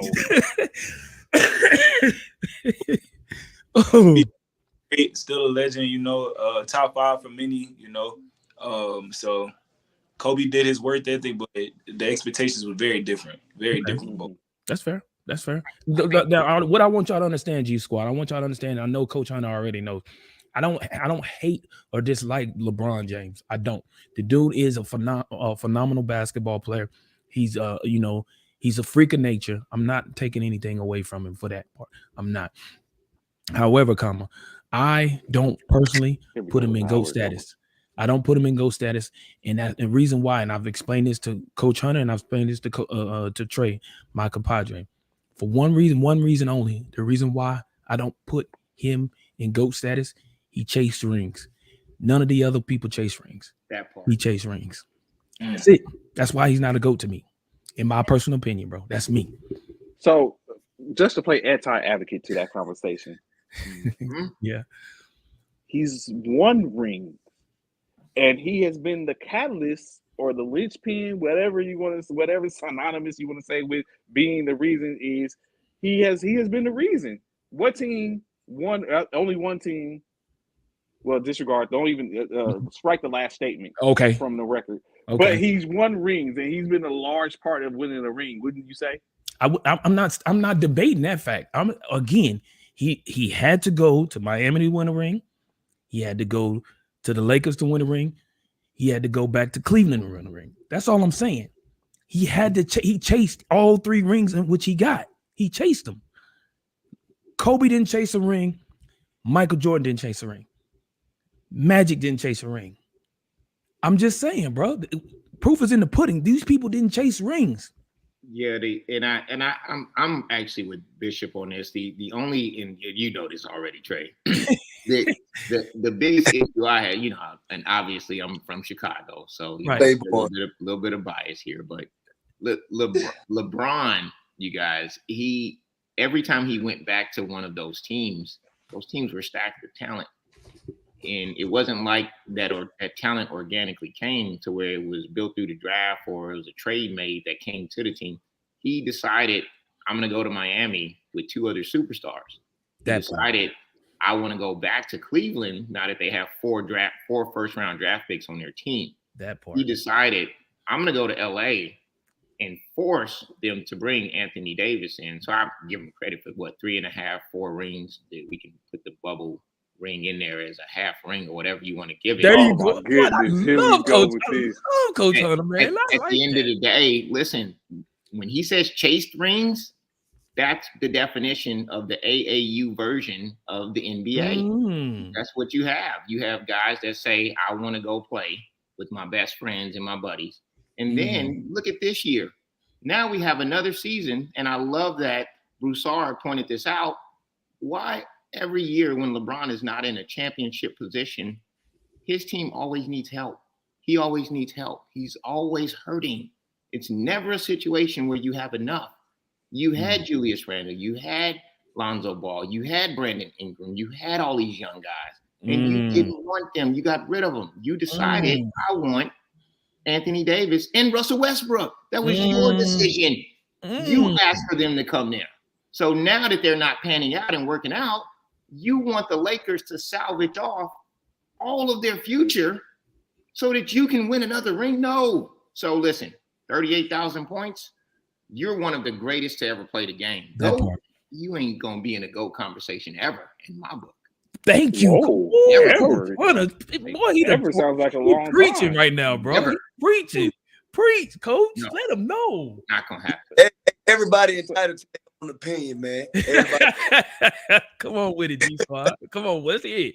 Let's So, hear it. You feel one way, he feel one way. Hey, so what? We talking about military basketball right now. I don't care about the NBA. They making their own money. We trying to get our standard right now. That part. So what's the standard what you looking for there, Coach Tate? Coach Tate, what is the standard that you're looking for military basketball in general? I just need all the MWRs across the military organization, man, to get on one accord, bro. You know what I'm saying? People MWR that's helping them, and then you got some people like us that I got to come out of the soldiers' pockets in my pocket to make stuff happen, which is fine. But if we bringing this to the MWR, showing them that, hey, look, we winning, all right? So that's why I'm in his office, the sports director office, having his meeting. He stepped out. I got to go at 1 to go see the head dude. Hey, just trying to make something shake throughout the whole military installation, man, MWR staff. So I'm sure because I work sports in the military. I'm actually Fort Polk's sports specialist currently. Okay. So I'm here with the fight for you, believe me. And even Deontay Claiborne, who's one of the people here at Fort Polk, in which I have to get with him to find out what's going on with them and see what we can make shape. But you understand or get the whole. I'm very sure your director, I mean not or whomever the supervisor sports specialist or director, they've explained to you or let y'all know what the difference is between units and stuff like that, right? Or why there's no funding or whatever's going on. I mean, there's ways. I'm gonna find out at one why there's no funding. Okay. Well, we got a coach on here, Coach Hunter. Do you have an idea? He's been on dealing why with it for a while, but he's at Fort Hood, so different animal. Okay. Yeah. So, and I'll use it as an example because we had this conversation and I'll give a little bit of background just for our tournament. Each team was charged, I think it was $500 for the event. I did go to the MWR. My MWR did help me out with this event. And did they help me out financially through money? No, they didn't. Where they helped me out was, and this is something that I have to explain to my players and all of the coaches again, just because the MWR doesn't put money on the table doesn't mean that you're not getting help and support. What I was able to get this weekend for this tournament was I was able to get Abrams Gym and West Fort Hood Gym. And you think about a lot of the tournaments, facility, labor, basketball, supplies, having that staff be able to open a gym up for 12 hours each day, there's a cost associated with that. Right. That cost associated with it, we may not see show up in the things that we want, where it's like, hey, I had to travel or I had to pay to get here. But there's an expense that somebody's paying for opening up those gyms. Now, if you look at it, right, I took 3 courts out of Abrams the whole weekend, along with a 4th court over at West Fort Hood. That's $3,000 in the community. If we're going to go and say, hey, I want to go to Austin or Fort Worth, and we did that last year down at North Crawley, there's a huge cost associated with that. If I was to put that cost on the teams, I would have had to charge those teams $1,100 a piece just to come to that tournament. There would have been no basketball this weekend. So the $500 that we charge, and then I went to the MWR and said, hey, sports director, I need you to open up the gym specifically on these dates for me. And then I had to bring people in on overtime. That's money that, of course, I don't see what the budget is, where that costs, but I had those people in there working for me. So for us as players and coaches, we look at it and say, man, I don't want to have to spend anything to travel to go to a lot of these events. With us being here in Texas, it's a little easier for us to get games because we don't have to go as far. So I did get a chance to talk to, the sergeant majors this weekend. And one of the conversations I had was, I'm not asking for you to lay out the red carpet and throw $10,000 at me every year. We can start with the GSA vehicle. We can start with getting the leadership out here and recognizing these guys with giving them some volunteer hours for what they're doing. We can also get some leadership out here to get these guys in the local papers to highlight the things that they're doing. That's a start. Once we see that there's an impact here to where it benefits recruiting or it benefits bringing people in and keeping them in, now the Garrison Command team will look and say, oh, wait a minute. I've got Fort Hood to where I've got players that want to get out here on the weekend and play. If this is helping with recruiting, let's take some of that money that we throw at the Army 10 Mile team or money that we throw at the soccer club or these other programs. Let's throw it towards what's keeping these soldiers out of trouble or these service members out of trouble and put it where it needs to be. So for us as the coaches or directors of tournaments, we have to do a better job of getting leadership involved to show them what it is we're doing so that when we're bringing a trophy back, they're not just seeing a trophy. We need to show them the actual product itself to say, hey, here's an event where I had 11 teams fly in, travel out, and I can show you that, hey, look at all of these guys that are in the gym and the work they're doing. So for us here at Hood, that's where I've been putting a lot more of my energy. Fort Hood Sentinel, our newspaper, our Garrison Commander and Garrison Sergeant Major, inviting those guys out to see the event, highlighting that, taking those photos and pictures, storyboards and things like that going back. That's what's really important to them. So for me, no, I feel what the guys at Gordon are saying. No, we're still having out of pocket as well to cover some things, but it's getting better and it's slowly getting better. And it will improve as we continue to keep doing what we're doing. So I would just tell them, keep grinding. Let's find other ways to get the leadership involved. But if we believe that I'm going to be able to take just from this weekend and say, hey, we just won this tournament. I need $10,000. They're not going to ever do that and give it to us. We have to find other ways to show them, you know, hey, these are the things we're doing. And we have to do it in a way that speaks their language. And what speaks their language is storyboards, service members being able to stay in uniform, and then highlighting the fact that these are productive weekends where if they're not in the gym playing basketball, they're in these communities probably doing stuff that they shouldn't be doing. And if we speak that language to them, I think we're in a much better position. So my sports office, man, look, I know I probably sound, you know, a little political here, but man, they helped me out with giving me those gym floors. Those gym floors were important and they were big for us this weekend. And that was about $3,000 I was able to save on top of that staff being there for me. So, I mean, yes, we came out of pocket and paid some, but that cost alone helped me out a great deal. That's what's up. Appreciate that, Coach. And I appreciate that, Coach Rod, because from the, like, I sit on both sides of the fence. So it's trying to find that equal median. And sometimes in that case, it sounds like you're not being supportive, but I mean, it really takes an opportunity. Like, you have to clearly listen and hear that and understand like that. And then that's I'm not the spokesperson for MWR, but just as a person on the inside and kind of like getting to understand it now, it's a big difference because Coach Uriah is just speaking on the basketball aspect for that. Basically, you have to be able, from an MWR aspect, you have to provide this for, like he just said, the Army 10 Miler team, the soccer club they have one, all these other softball, if there's run clubs and all that type of stuff. When you start to look at that above intramural aspect, you have to provide that or be able to provide that to everybody, which is some of the stuff Coach Richards and Tate, y'all probably about to hear the same rhetoric and stuff like that. But I do believe there, you know what I'm saying, there has to be a median as best possible. But of course, directives, as we know, we've all been in service, directives come from above, and that starts to be the reason. So I appreciate that, Coach Uriah. No, Trey, can I make this other point too? Because I yes, sir. I have to say this as well. So I think this is a tough conversation for the players and the coaches to truly understand. And I got sat down and educated to this as well. So from a command leadership, and I'll talk about like a garrison commander and garrison sergeant major, you know, their responsibility is to give entertainment events back to the service members, right? And I'm just giving their perspective in the way they're thinking. When they look at the tournament we just did this weekend, you had 11 teams that showed up. How many players did you really touch, or service members did you really touch with the amount of money that was spent for that event, right? It was probably about $7,000 to $8,000 spent in total. If I was to be able to take $7,000 to $8,000 and I went back to an installation and I could use that money to put on intramurals over a 3 to 4 month period, I'm getting the same intent, but I'm also touching a lot more service members. Their perspective and their way of thinking is, why would I take $7,000 to $8,000 and put it towards one weekend when I can put it towards a 3 to 4 month period and stretch that money out while also getting the same intent? I think military above varsity level sports is important to us.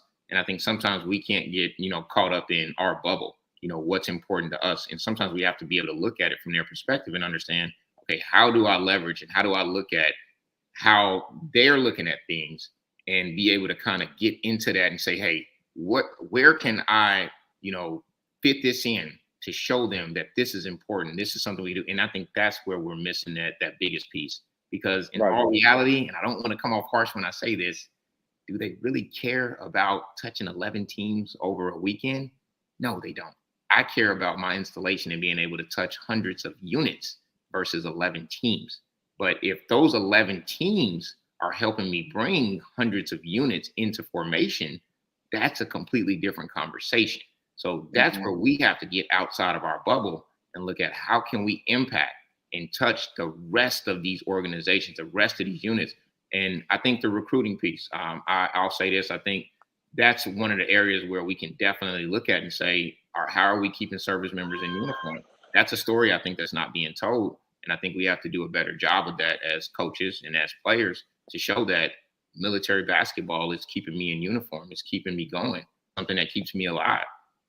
So that's the only point that I did want to make. But I will say that some of those garrison folks, they do put a heavier emphasis on specific things that are particular to them. So like if I'm a commander and I really love Army 10 Miler, where am I going to put my interest at, right? It's going to be Army 10 Miler. Here at Hood, I had a garrison commander who played basketball at Army West Point. So it was a completely different conversation when I went up and talked to him and I said, hey, sir, I've got 2-3 Army West Pointers on my team. These guys are great. I want you to come out and check them out. Well, what did that basically translate to? It translated to 45 Army Achievement Medals for my men and women's team and 45 military volunteer service medals. And then I had every last one of them in the newspaper. So sometimes it's just all about the flavor of who's in charge. And you have to get to know the people that are in charge and, get them to understand what it is you're doing. And I think once they understand that, you'll start to get a little bit more coming your way. And I think that's what we're doing here at Hood.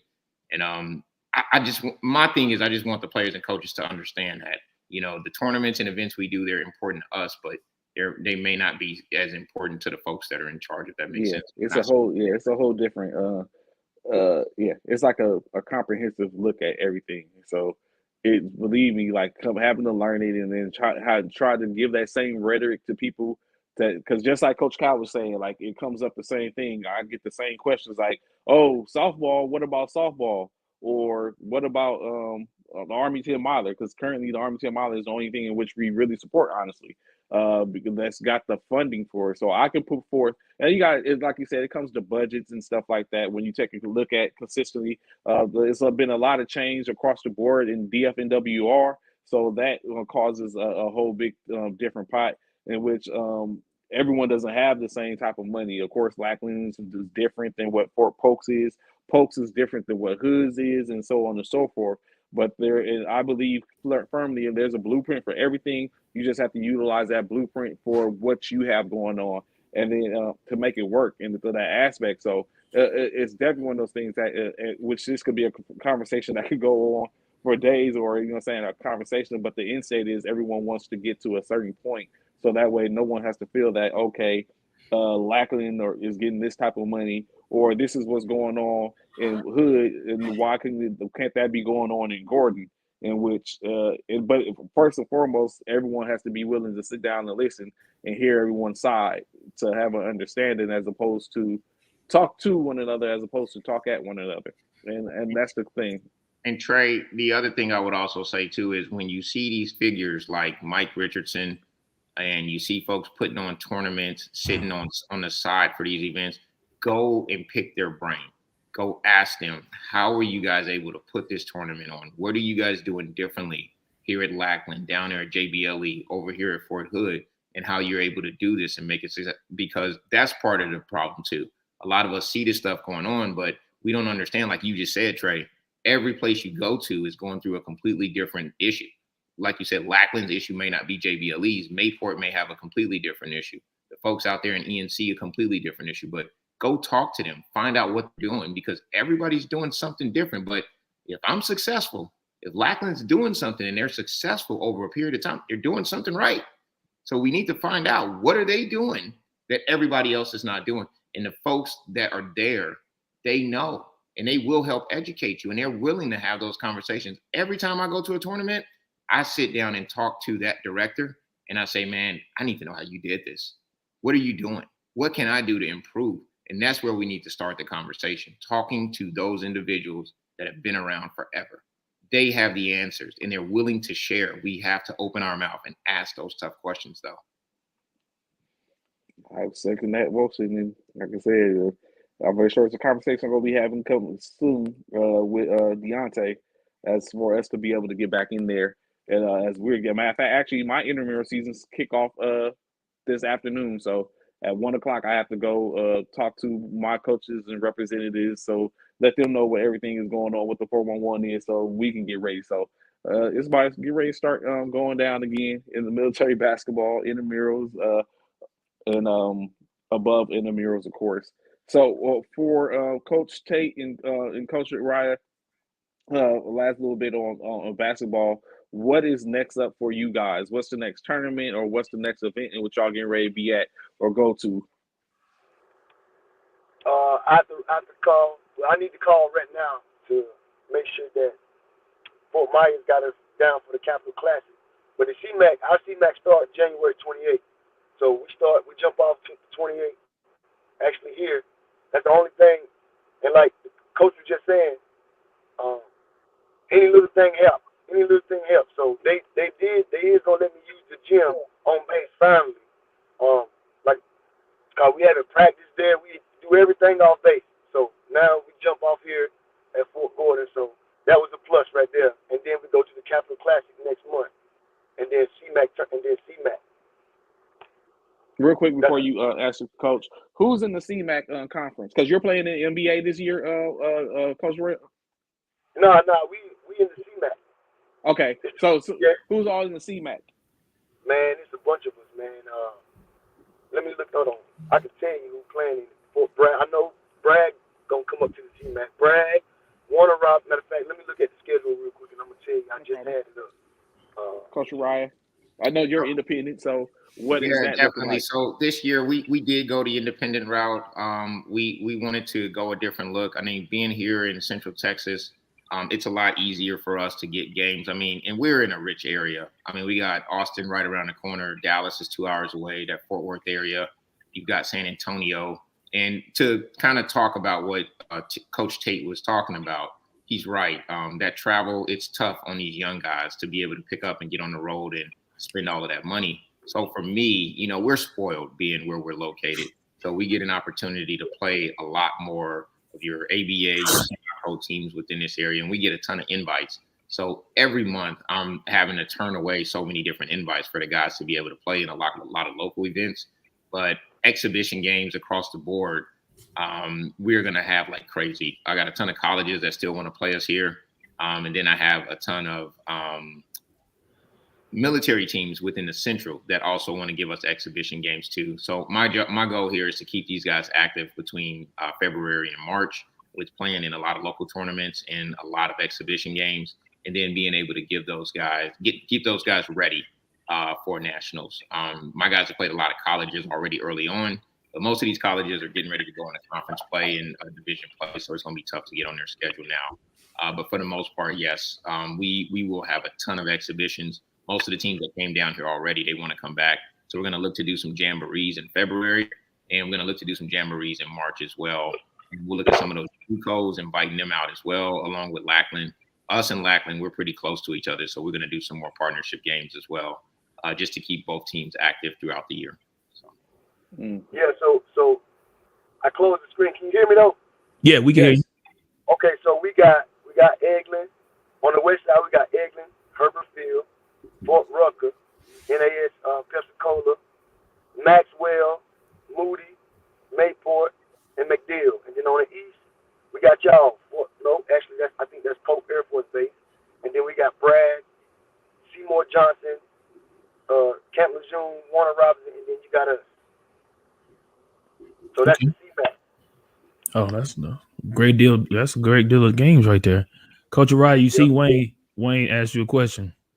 Yeah, you know, Wayne is always invited to come down. He knows Wayne knows me. We don't shy away from playing anyone. I don't care what the score is going to look like in the end. We will lace him up and play against everyone. And I love Wayne. Wayne is a great dude. He has a very competitive team as well, and I know they're just going to get better throughout the year. So he knows he's always got an invite to come out here to Hood. Man, we'll bring him out. You know, we'll lace him up against them. You know, let him come out here and get a taste of some Central Texas, and I think he'll enjoy it. And then once we get done playing, I'll take him out and let him find some good brisket out here in Texas. That's what's up. That's what's up. Tate, Coach Tate, what are y'all looking forward to this season throughout the year, and when it comes to NBA basketball? Winning. Just winning, man. Building the Fort Gordon name back up. Fort Hood got a name. Granted, I love it. That was my first duty station. I love Fort Hood. The Jasmine and her team, they got a name. They've been doing it for years. You know what I'm saying? So I'm just starting the program up and put our name out there. Trying to put a lot of people scared to play Fort Hood. A lot of people scared to play Jasmine there. And now a lot of people are going to be scared to play us. Okay. I like it. I'm telling you, I'm very confident, man, and I love basketball. I've been doing this for a while, man. I feel you. And you can ask people about Tate across the military.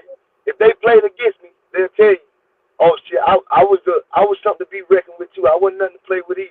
Okay. Okay. Yeah. Coach But Tate, you guys were down there in that Atlanta tournament earlier this year, weren't you? Yep, and that's when I first started the program back up. So we were just playing like pickup ball, man, and didn't have no plays, nothing. We were just starting, and we went 3-1. So, I'll speak on that because we were actually in that tournament as well. And to see like you said, the growth and development of teams, I think that's the best part of military basketball is to see where a team started. And then to now see, like you said, you guys are winning major tournaments. And then to see where that team's going to sit towards the end of the year. I think that's the best thing about military ball is you see the development and growth from teams. I saw his team when they were down there, and they weren't a bad team. They had some individual pieces, but like he said, they weren't playing, together basketball. They were still trying to figure it out. They were a brand new team. So for me, I know for a fact if I see that team again, I can't go into it thinking, oh, that's the same team we saw in Atlanta. It's going to be a completely different basketball team. And for me, I'm seeing that across the board with a lot of military basketball teams right now starting to get healthy. And by the time we get nationals, you're going to probably see about 10 to 12 or even 14 loaded teams. And I even take a step back from nationals. I think the DC Capital Classic will be a preview of what we're going to see out there. So I think all of those teams out there, if we get a chance to watch those games, I think that's going to be some amazing basketball. So, and I think all y'all know the point guard, Ryan Nelson, the All-Navy point guard.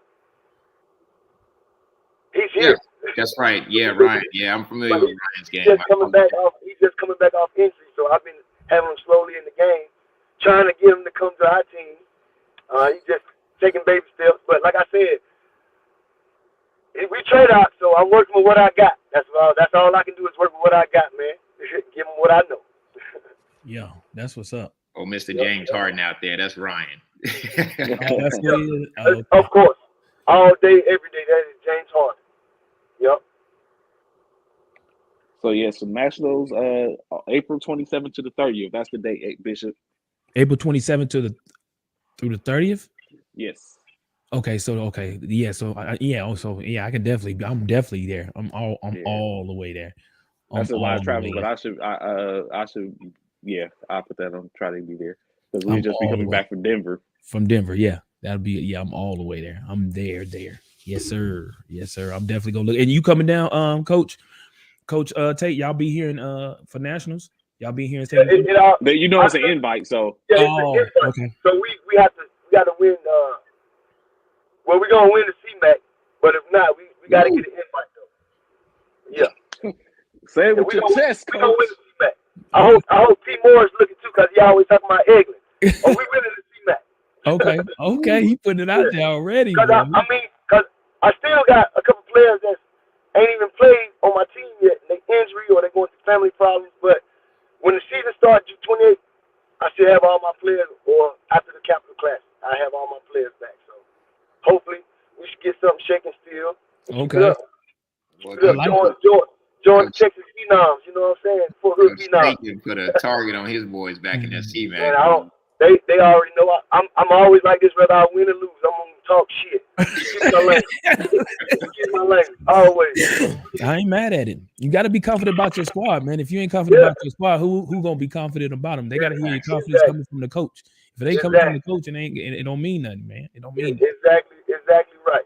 And I stand 10 toes down with my team, no matter what. That's what's up. That's what's up, man. Well, I let me be the first to say, man, good luck on this evening, and good luck on making it to the nationals here in San Antonio, as well as Coach Honey. I know you gonna put for your best foot as well to bring for Hood down here. It's gonna be epic. I see it being an epic weekend out here in San Antonio. I'm definitely gonna try and get everybody to come out and support. Let us know, definitely me and Trey. Let us know so we can push it, so we can pack that gymnasium, man. We want to pack the gymnasium at every game, man, and have everybody out here knowing about the NBA, Military Basketball Association. We want everybody to be coming out here to check out those games and show that it ain't just NBA players that's good. It's NBA military basketball players out here that'll light up the court just as well. Right. And you know, I saw there was a college coach in one of the comments. I can't remember where he was at. It was from Texas A&M, Texarkana. He had made a note saying that they were looking for talent. I actually just reached out to him and told him that I had several young players that are interested. So I would tell all of the other coaches out there, man, if you saw that comment that he put in the note, like that's how you really get these guys highlighted on the level where they need to be. You know, you reach out to those coaches, and this coach obviously knows what military basketball players bring to the table. Obviously, but he's reaching out to us. Right. He knows what he's getting from us. So you guys gotta leverage that and hit him back to make sure you're trying to highlight those young players and get them a look at that next level. That part. Coach, he's in there. He actually put his contact info down, and I think it was either on the national page or it was on one of these links. All of that information is there. But coaches, y'all gotta reach out to him and beat him up, because I've already hit him twice, and I got a few of my young guys. I'm about to light a fire into them and get their highlight videos and all that stuff right, so that we can get these boys playing on the right level. That's right. That's absolutely right, Coach. You couldn't have said that better, man. That's an opportunity. So, real quick, it's just funny that Bishop was talking about that. I like to do a quick transition, because earlier when we started talking, we had there was a lot of people that had something to say.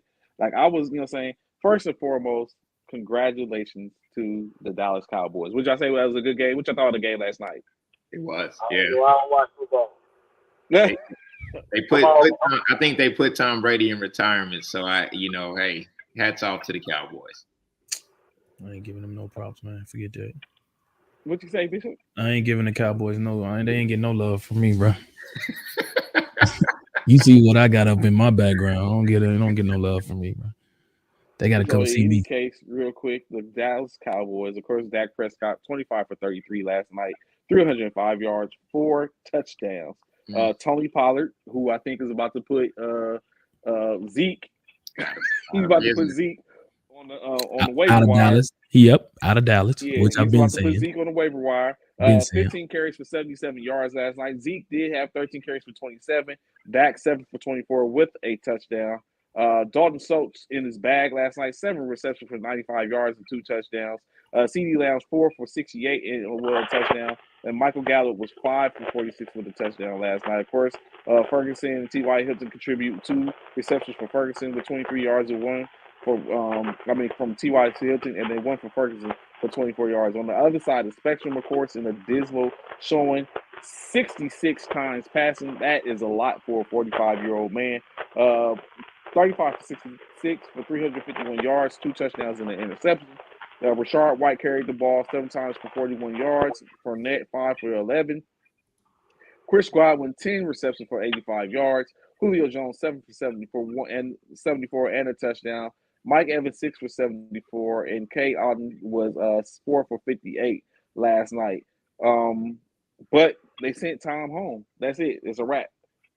Yeah. Do you foresee Tom actually? I know Rel said he's not into football, but I'm very sure he hears conversations and talks, and we can the same basically correlate this to anything. Being an individual, 45 years in life, accolades out the yin yang, 7 championships. When you hear that conversation, do you think, enough is enough, it's time to hang them up? Or do you feel like if you got that burned into it, hey, keep going, keep pushing the line? What do y'all think about this? In this case, we're talking about Tom Brady, but from an aspect of that, do you think an individual in that realm should hang them up, or should they keep going? I'll go ahead. I'm sorry, Rel. Yeah, no, Rel, you want to go first? In that situation, man, it's all on the person. If they feel like they want to keep going, let them keep going. And if they get cracked up and then they figure out, all right, well, I should have hung it up. or same thing as me trying to go out there and knowing I can't play 40 minutes and I'm trying to, I'm getting killed on the basketball. Hey, don't worry, don't do that, Coach Bishop. Tate. Don't It's do funny that, you Bishop. say that, Coach Tate. It is so funny you say that. So let me explain something. So it's funny you say that, Coach Tate, right? So you said you're coaching now. You're a former player coach, correct? You said that, correct? Well, I play coach. When my players need me, I get out there and I bang with them. Okay, but for the most part, if they don't need you, you pretty much first and foremost coaching. Yep. Okay. So, and I of course, sir, I don't know how old you are. However, I'm 36. I'm 36. Okay, got you. But I got war stuff, so I got a rod in my leg. This and that. Got you. So got you. All of that good stuff, right? So you knew it was a point in time in your basketball career that you knew there was a point in time where, you know what, I can't play at the level in which I want to play anymore. So let me go to the coaching aspect of the game because I want to stay involved with the game. Correct? Yep. I feel you, man. Some people just don't know how, how some of them players that just don't want to hang it up. They just want to continue to go, and they know they need to sit their behind down somewhere and stop trying to play a game in which they know they shouldn't be trying to play. Right. You know what I'm saying? I just, I don't know. My compadre over here, man, he just feel like he trying to live his youth years out there on that flag football field. And no, he's See, Real, you see, that's where he would just walk you right on in. You know you need to sit down somewhere, but he talking about I got something left to take. You not Tom Brady. Sit your mind. I'm on that Russell Wilson stuff. Oh man. Hey, real quick though, I want to show y'all something. This is something that somebody had because we oh yeah, something I want to show y'all that came up and somebody asked me about it, and I want to see what y'all feel is. Tell me what y'all think. This came from Shaq. I don't know. Y'all can't read it. I don't know what. Oh, I know why. This came from Shaq. This is what he says. 4 games to 2. You already know who I'm with. Don't ask me. Also, who's guarding me? So as we see, this is basically past, present. We have the NBA stars from the past to present. We got the Kobe's, we got the Magics, we got, of course, MJ, Larry Bird, and Shaq versus Giannis, KD, Embiid, King James, and of course, one of the best shooters ever. That part, Tate. That part. That's tough. What do you say? How do y'all feel? And what do y'all say in regards to that? What is y'all take on this caption by Shaquille O'Neal himself? He at least gives them 2 games. He did say out of 7, he gives them 2. But that's not tough, man. Y'all capping. That's not tough. No, it's not. It's not tough at all for me either. And I mean, I evaluated it pretty quickly. Okay. I agree. I think Shaq's right. I think this is a 4-2. I think that bottom team wins 4 games. And the other team, I think they just get lucky and win 2 games. And what I'm looking at immediately is you got LeBron James and Magic Johnson who cancel each other out, right? Mm-hmm. Larry Bird and Kevin Durant will cancel each other out as well. Okay. The problem that you have with the other 3 is Kobe Bryant. I would have no problem with having him check Stephen Curry. Stephen Curry can't guard Kobe Bryant. Facts. There's nobody on this team that can guard the other 2 players. That's Michael Jordan and Shaquille O'Neal. Giannis and Joel Embiid, neither one of them could hold Shaquille O'Neal's lunch basket. So, okay. I mean, the problem for me is those 2 players. It's Jordan and Shaq. They're too dominant with the way they played, and there's nobody that can guard them. If LeBron James decided he wanted to try to check Jordan, well, you got Magic Johnson going crazy because he's going to post up Stephen Curry every play. If you got Kevin Durant saying, I'm going to take Jordan, well, Larry Bird can go for 40. So that bottom group, Shaq saying 2 games, I give him 1, to be honest. Sweet. 4-1, yeah. So let me ask you this though, Coach. This is my thing though, I totally agree with you. I get everything you're saying, but we're talking about you looking at that top team compared to that bottom team. That top team has 2 big threats, and you could almost say 3 with KD in a way, or even 3 in a way with LeBron James being 6'9", 6'10". When you got Giannis as well as Embiid, and you only have Shaq in the paint, who's stopping one or the other? So because now you got Embiid and you have Giannis, both. So that's the beauty of a player like Magic Johnson, right? I knew you was gonna say that, but go ahead. Magic Johnson killed Shaq. Giannis is a one-dimensional player, and the takeaway with today's game is you got Shaq sitting in the paint. Giannis ain't going in the paint and dunking the basketball every play with Shaquille O'Neal sitting in the paint. Okay. Magic Johnson probably ain't gonna let him get to the paint as much as he wants to. And then the difference is with Joel Embiid, that would be the problem. Like if you got Magic or Giannis, Joel Embiid's got to guard Shaq. I haven't seen Joel Embiid play great defense. He's a great offensive talent, but Shaq, if he catches the ball on the block, you are either fouling him or you're getting dunked on. Okay. Joel Embiid, he's coming out on the perimeter to shoot a bunch of jump shots. It's not even a good comparison. I think that bottom group, it's too unbalanced for that top group. You got two very one-dimensional players in that first group with Stephen Curry just shooting out on the perimeter, and Giannis having to be inside. So I think he's the liability on this team, Giannis. So, but now keep it in mind now, and you can chime in anytime. Now we clearly know with with Steph, that they love to run him around the entire perimeter of the court to get him them open shots. So you truly feel Kobe has the stamina to run a full all the way around the court chasing down Steph. You know how the Golden State Warriors love to set multiple picks for him to get the open tray. You feel Kobe is able to run at a pace to keep up with Steph to stop them 3-point threats?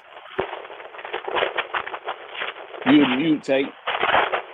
Tate, you muted. Tate, you muted. You muted, Tate. You mute yourself. You still muted. We can't hear you, Tate. There you go. Can y'all hear me now? Yeah, we got you. Yeah, there you go. All right. So, me personally, Kobe gonna stop Curry. Kobe don't want to score if he got to play defense. He said that at his last when they called him up to go play for the USA team. He said, all I do is I lock down the best defender. You got Michael Jordan, Larry Bird, Shaq, and Magic. He don't need to score. Curry locked down. Now on the other hand, out of all the top five, now I know we always talk about Michael Jordan and we always talk about Kobe and Shaq, but on the other side, who gonna stop Larry Bird? Who gonna stop Larry Bird? People forget about Larry Bird. Yeah. Larry Bird was that dude. Right. He was that dude. Right. You facts. I straight agree. But now on Shaq them team, even though I say LeBron is the GOAT, but who gonna stop a 7-foot shooting guard, Kevin Durant? Nobody. Great point. Nobody. Michael Jordan might match up with LeBron here and there, but Kevin Durant, can't nobody on that team, not even Magic Johnson, hold Kevin Durant. Nobody. So that's my take on it. But like I said, nobody can't stop Shaq. Either Shaq ready to give free horseback rides to whoever trying to hold him. He trying to giving away free horseback rides because he gonna carry them. So that's a tough matchup, man. Me outside looking in, that's very tough. It is. Man, that's tough. That's tough. It is. That's tough. And like I said, that was a controversial. I was like, oh, that's a good little matchup. But I was like, it would be interesting. It would definitely be interesting to see who would come out on top. But I totally agree with both coaches. I got to go with the bottom team. The bottom team is just a better. That's what I was gonna say, dude. I was gonna go with the bottom because if you sit down right now and you look at the games, you look them up on YouTube. That bottom, man, they was getting banged up. Contact after contact. So they love contact. The bottom love contact. That part. The top, man, they ain't gonna deal with that too much contact, all that whining, and they be doing all that flopping and stuff, man. That part. And the top is my era, but you got to give respect where it's due. You know what I'm saying? Yeah. I totally agree. Totally agree. Totally agree. Trey, you ain't got nothing to say about that? You cool with Like it? I said, I was going off of what Coach Ryle, I was on what he was on. Like I off a rip, I didn't think it was a problem or it was stuff or anything like that. When you look at it, like, yeah, you got it's a mismatch here and there, but when you look at it, playing in and stuff like that, like, is it a sweep in the paint perimeter? Huh? Could y'all see a sweep in it? Could y'all see a sweep in the 7-game series? Is that an easy sweep? No sweep. Okay, we got a different opinions. No, hell no. He said a different opinions. Coach Hunter said yes. That team, both of them teams right there going to the 7-game series. No, I don't know about that. No, I could actually see a sweep with this one, real. Coach Tate. Ooh, he said. What you say? This look, and I'm not saying this is an easy sweep. The problem for me is you got Kobe and Jordan on the same team with Shaq and Magic. You got a willing passer. You got the floor stretch with Larry. You got two perimeter nightmares on defense, and in the paint with Shaq. Like I don't care what you brought from this generation. There's nobody that can guard Shaquille O'Neal. Nobody. Okay, with that being said, you got Kevin Durant. Can't nobody on that team hold him. Larry then Bird. You got LeBron that can play any position on the court just like Magic. Magic Johnson. So that's kind of a matchup. But Kobe gonna try his best, but it's gonna be hard for him to hold Curry. That's the best shooter. That's the best shooter in the world. Coach Tate, you're looking at it from a perspective of Kobe having to guard Curry. Curry also has to guard one of them. And that's where the downfall that's gonna be also. Curry can't hold nobody on their team. There you go. And that's what I'm saying. That's your problem right there. Curry can't guard anybody on this team. Giannis is one-dimensional. The other three, I'll give you the other three. Those they're liabilities. Oh no, I don't think it. And like you said, it's unfortunate because it really does come down to the Steph Curry at that point, because I'm big. Sometimes offense can be defense, but it's unfortunate who he's going to probably be having holding him. That's what it becomes. Like you just said, if Kobe locks in and be like, you know what, I'm finna dog, I'm Mamba mentality, like I'm defensive Mamba mentality. Yeah. That's going to be hard for Curry's going to exhaust a lot of his energy trying to get away from him. And then on the opposite side of the floor, he got to go down there and got to guard him, or he's going to be set up in barbecue chicken no matter where they put him at. I mean, people tend to forget between Jordan and Kobe, you got 20 all defensive team selections and a defensive player of the year. That part. They're not just offensive players.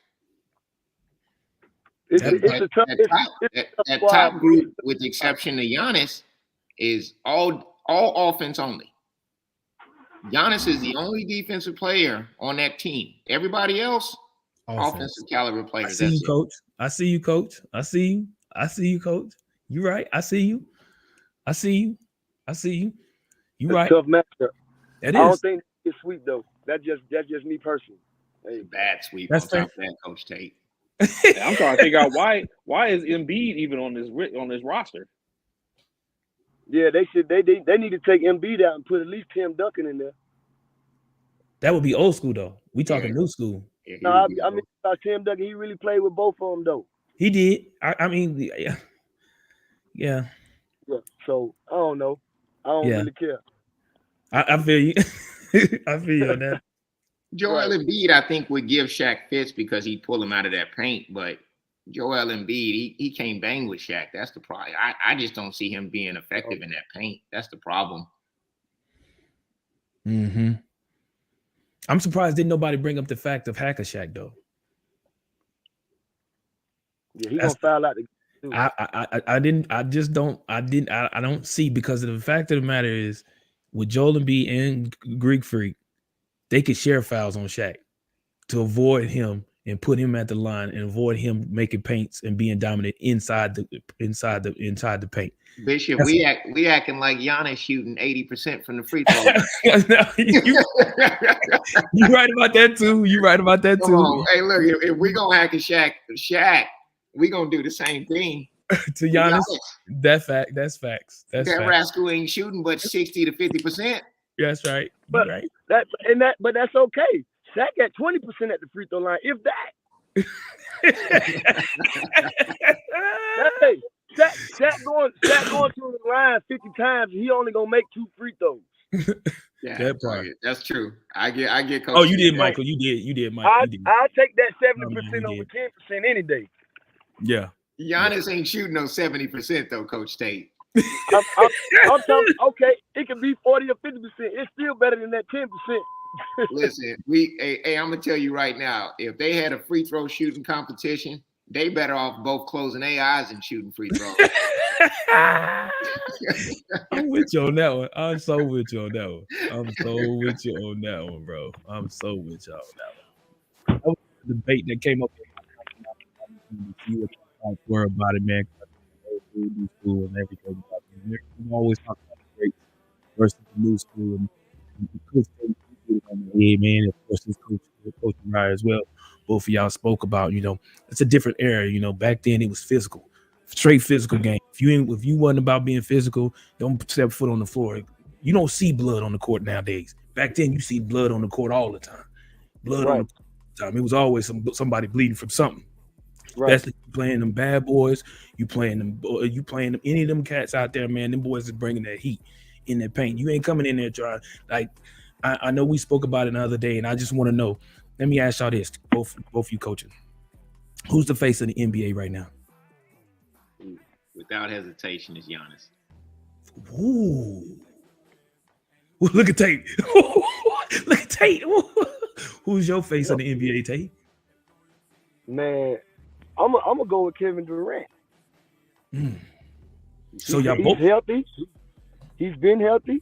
I mean, or Curry, cause that's who they've been showing. They've been getting busy. I'm shocked. Y'all didn't say Joker. Y'all didn't say Luka. Nah. Really? Nah. Two MVP candidates right now. Two. Yeah. Right. Okay, but go ahead. I'm listening. Go ahead. Durant is an MVP candidate. He's an MVP candidate too, Kevin Durant. I didn't hesitate at all. I couldn't. I see. First, right off the top of my head, I mean, when you think of the player in the NBA that is the most dominant, just unstoppable, first name that comes to mind is Giannis. Yeah, he's tough. So Giannis is harder to stop than Luka. Right now, I would say Giannis. Yeah, and I would put Luka in that conversation. But Giannis right now is just harder to guard. It's just not a lot of players in the league right now that can even guard him. I think you probably have maybe one or two. Like you have to really have team. And Luka's the same way. But the ace of the league, yeah, I'd easily say that's Giannis. I think Luka's coming. I think he's right there. Joker is coming, but I think Giannis this man is about to be. This man is possibly since in years to be a 3-time MVP in a row. Right, and I would say Luka is closer to being and Cal gonna kill me on this. You just never know what you're gonna get out of Luka and the Dallas Mavericks. I think they're closer to being a first round exit than Luka being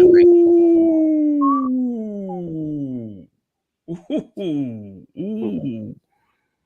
Giannis ain't getting exited in no first round. That's not happening with him. Luka, he may be in a first round exit. Tatum, now on the other hand, that's a great conversation to have. I definitely forgot about Tatum. Tatum's definitely in that conversation. Joker is here. He's not coming. He's here. He's here. Thank you. Thank you. Morant is coming. I was about to. Okay, here we go. Now let's not leave the young guns out. That's what I want to hear. I'm gonna say this about Ja though. And the Zions. I would like to see more production on the court with team success from Ja and less talking. Right. Okay. I think he does too much talking, and his team has not done anything yet. So I know a lot of people. Hold on, Coach. But what is Luka's team done? That's why I put both of them in the same category and say they both coming. Okay. They're both right there. In my opinion, they both in the same boat. Okay. And does that include Joker? Does that include Boston and Tatum, and as well as Joker in the Nuggets?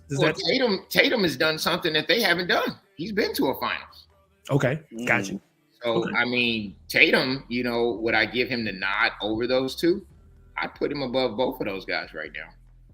But see, this is the thing. I'm glad you brought up Tatum, because if you ask just my constituent over here, who's the face of the Boston Celtics? Is it Tatum or is it Jalen? It's clearly Tatum, but Jalen. Thank you. The most Coach, consistent please. when they need him. Please get my constituent over here, man. It's the difference when you say it's a difference when you say. I'm gonna have to go with Big Dog right here. I'm gonna have to go with T. It gotta be Jay Brown, man. if you look, I'm gonna tell you why. Because the last time when they made the finals last year, when his booty hole got tight, Jay Brown saved was the cover of Boston Celtics. But Coach Tate, that's what a rotational second wing is supposed to do. Step up. He couldn't do that for 7 games. He did it for 1 game. Tatum did it consistently, and he had 1 bag. Speak on it. He averaged 28. What more do you want from him? Jay Brown averaged 28. I'm gonna tell you right now, there is no NBA GM that is building a team around Jaylen Brown. Ooh, you're right. Correct. That's a good point. That is a good point. Jaylen Brown is closer to Jimmy Butler than he is to being the face of the Boston Celtics. So true enough, like you said, Jason Tatum is the face of the Boston Celtics. In my opinion, Jaylen Brown is a better player. That's all I'm saying. Better player. Tatum is the face. Yeah, it's his squad. It is his squad. But Jaylen Brown, I think, in my opinion, is that without Jaylen Brown, Boston wouldn't be who they are. I don't know who would be the replacement or who would fill that slot if without Jaylen Brown. But I don't think Boston would be who they are without Jaylen Brown. I think he picks up more than a lot of slack for what Boston is lacking. I'll say this, Trey. Jaylen Brown is to Jason Tatum what Jalen Brunson was to Luka Doncic. That might be sad, so because you see Jalen now, Brunson he's going off in New York. And I'm gonna tell you right now, Jalen Brunson is a rotational player. He's not a role player, but he's a second star or that second option. And you can see what Jalen Brunson is doing in New York. Jalen Brunson is not going to be a player that I'm going to build a team around, but he's a complementary piece to a star. But I'm not going to ever say that Jalen Brunson is the face of any team. You wouldn't say that he's the star now in New York as opposed to Julius Randle? I don't think that's Julius Randle's team. I think they don't have anyone, but if you were to take Jalen Brunson, go ahead. Here's the thing, though, right? You take a player like Jalen Brunson, who was a second option on a player next to Luka, and you give him his own team, right? And we could say New York is his team. Let's see how far New York goes with Jalen Brunson as the face of that team. They're probably going to be a first-round exit, if not a team that's on the bubble with even making the playoffs. So that answers your question right there. I was about to say, yeah, you could take him. I think if you send him to San Antonio, he's the star. Utah, right. He's the star. Where else? Sacramento Kings. Oh no, that's Sabonis. Or De'Aaron. That's De'Aaron's and the Sabonis. I'm very sure some other teams. He's a high-value scorer. He knows how to score, but the difference is, and this is the same conversation I know we had maybe a few months ago about Klay Thompson. How would Klay Thompson fare on his own team? When you're playing alongside another star, it's easier for you to score as a second option. But when you have to be the guy that people are planning for every night, and you do the same thing. See, the difference is in a regular season, people are seeing a Jalen Brunson as just high-volume scorer. When Jalen Brunson has to perform every night in the playoffs, and they are game planning for him every night, let's see if we see the same Jalen Brunson. Is he going to be the Jalen Brunson that was next to Luka Doncic, or is he going to be this Jalen Brunson that's probably going to make an all-star team? No, I think he's going to fall back into being that Jalen Brunson that we saw in Dallas, to where every other night or every 2 nights he had a great game. That's what Jaylen Brown is. Jaylen Brown is going to give you a 28-point game or a 40-point game, and then you're going to look and say, whoa, what happened here? 12 points. What's going on here?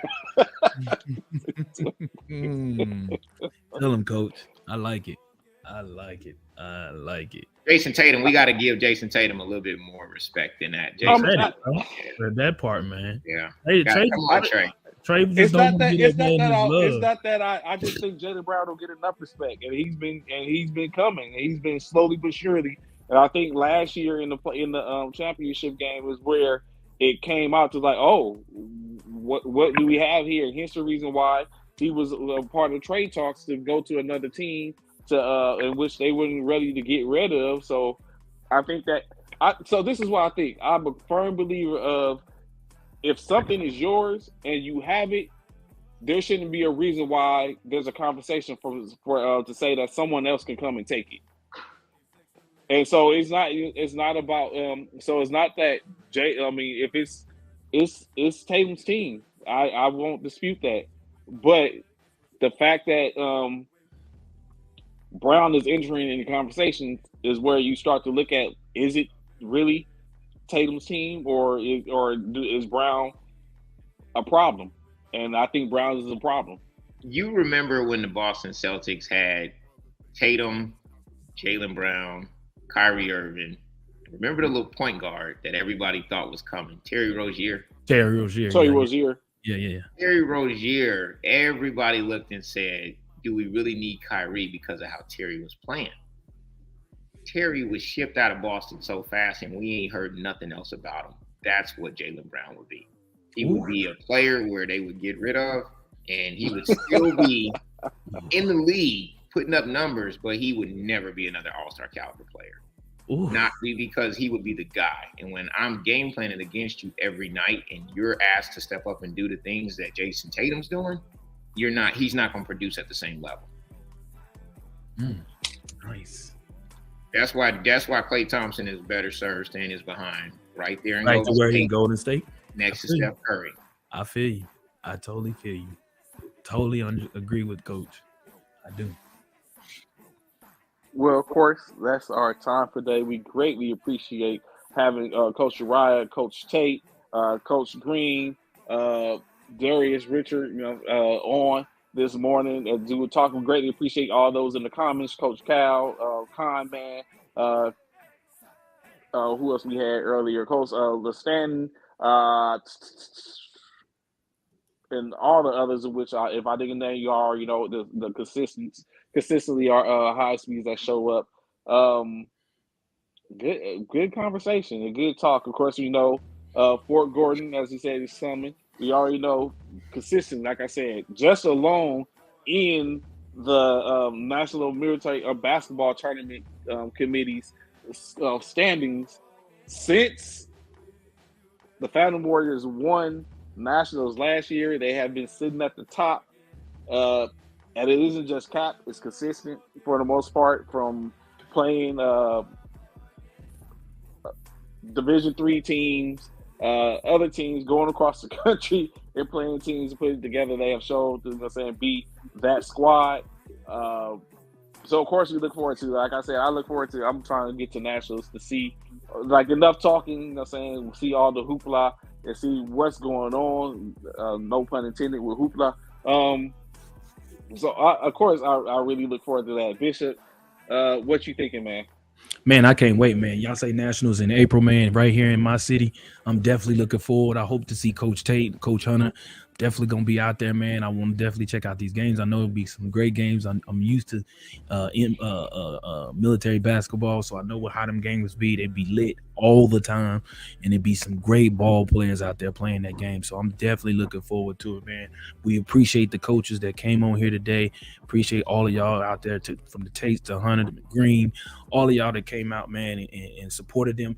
All the players from the NBA, Military Basketball Association. Thank y'all so much for coming on here and showing y'all love to y'all compadres and showing love to NBA basketball. We really, really appreciate each and every one of y'all, man. Without y'all, man, there is no First Formation. Keep doing what y'all doing. Keep checking us out Monday through Friday, 9 a.m. to 11 a.m. That's 1100 hours Central Standard Time, man. Greatly appreciate it. Coach Cal, we definitely talking. It's not going to escape. It's on and popping tomorrow. I reserve myself today. Phantom Warrior Ball Association. That's what we doing, Coach. Thomas Gallimore, that's my guy. Thomas, man, I love you, man. Yeah.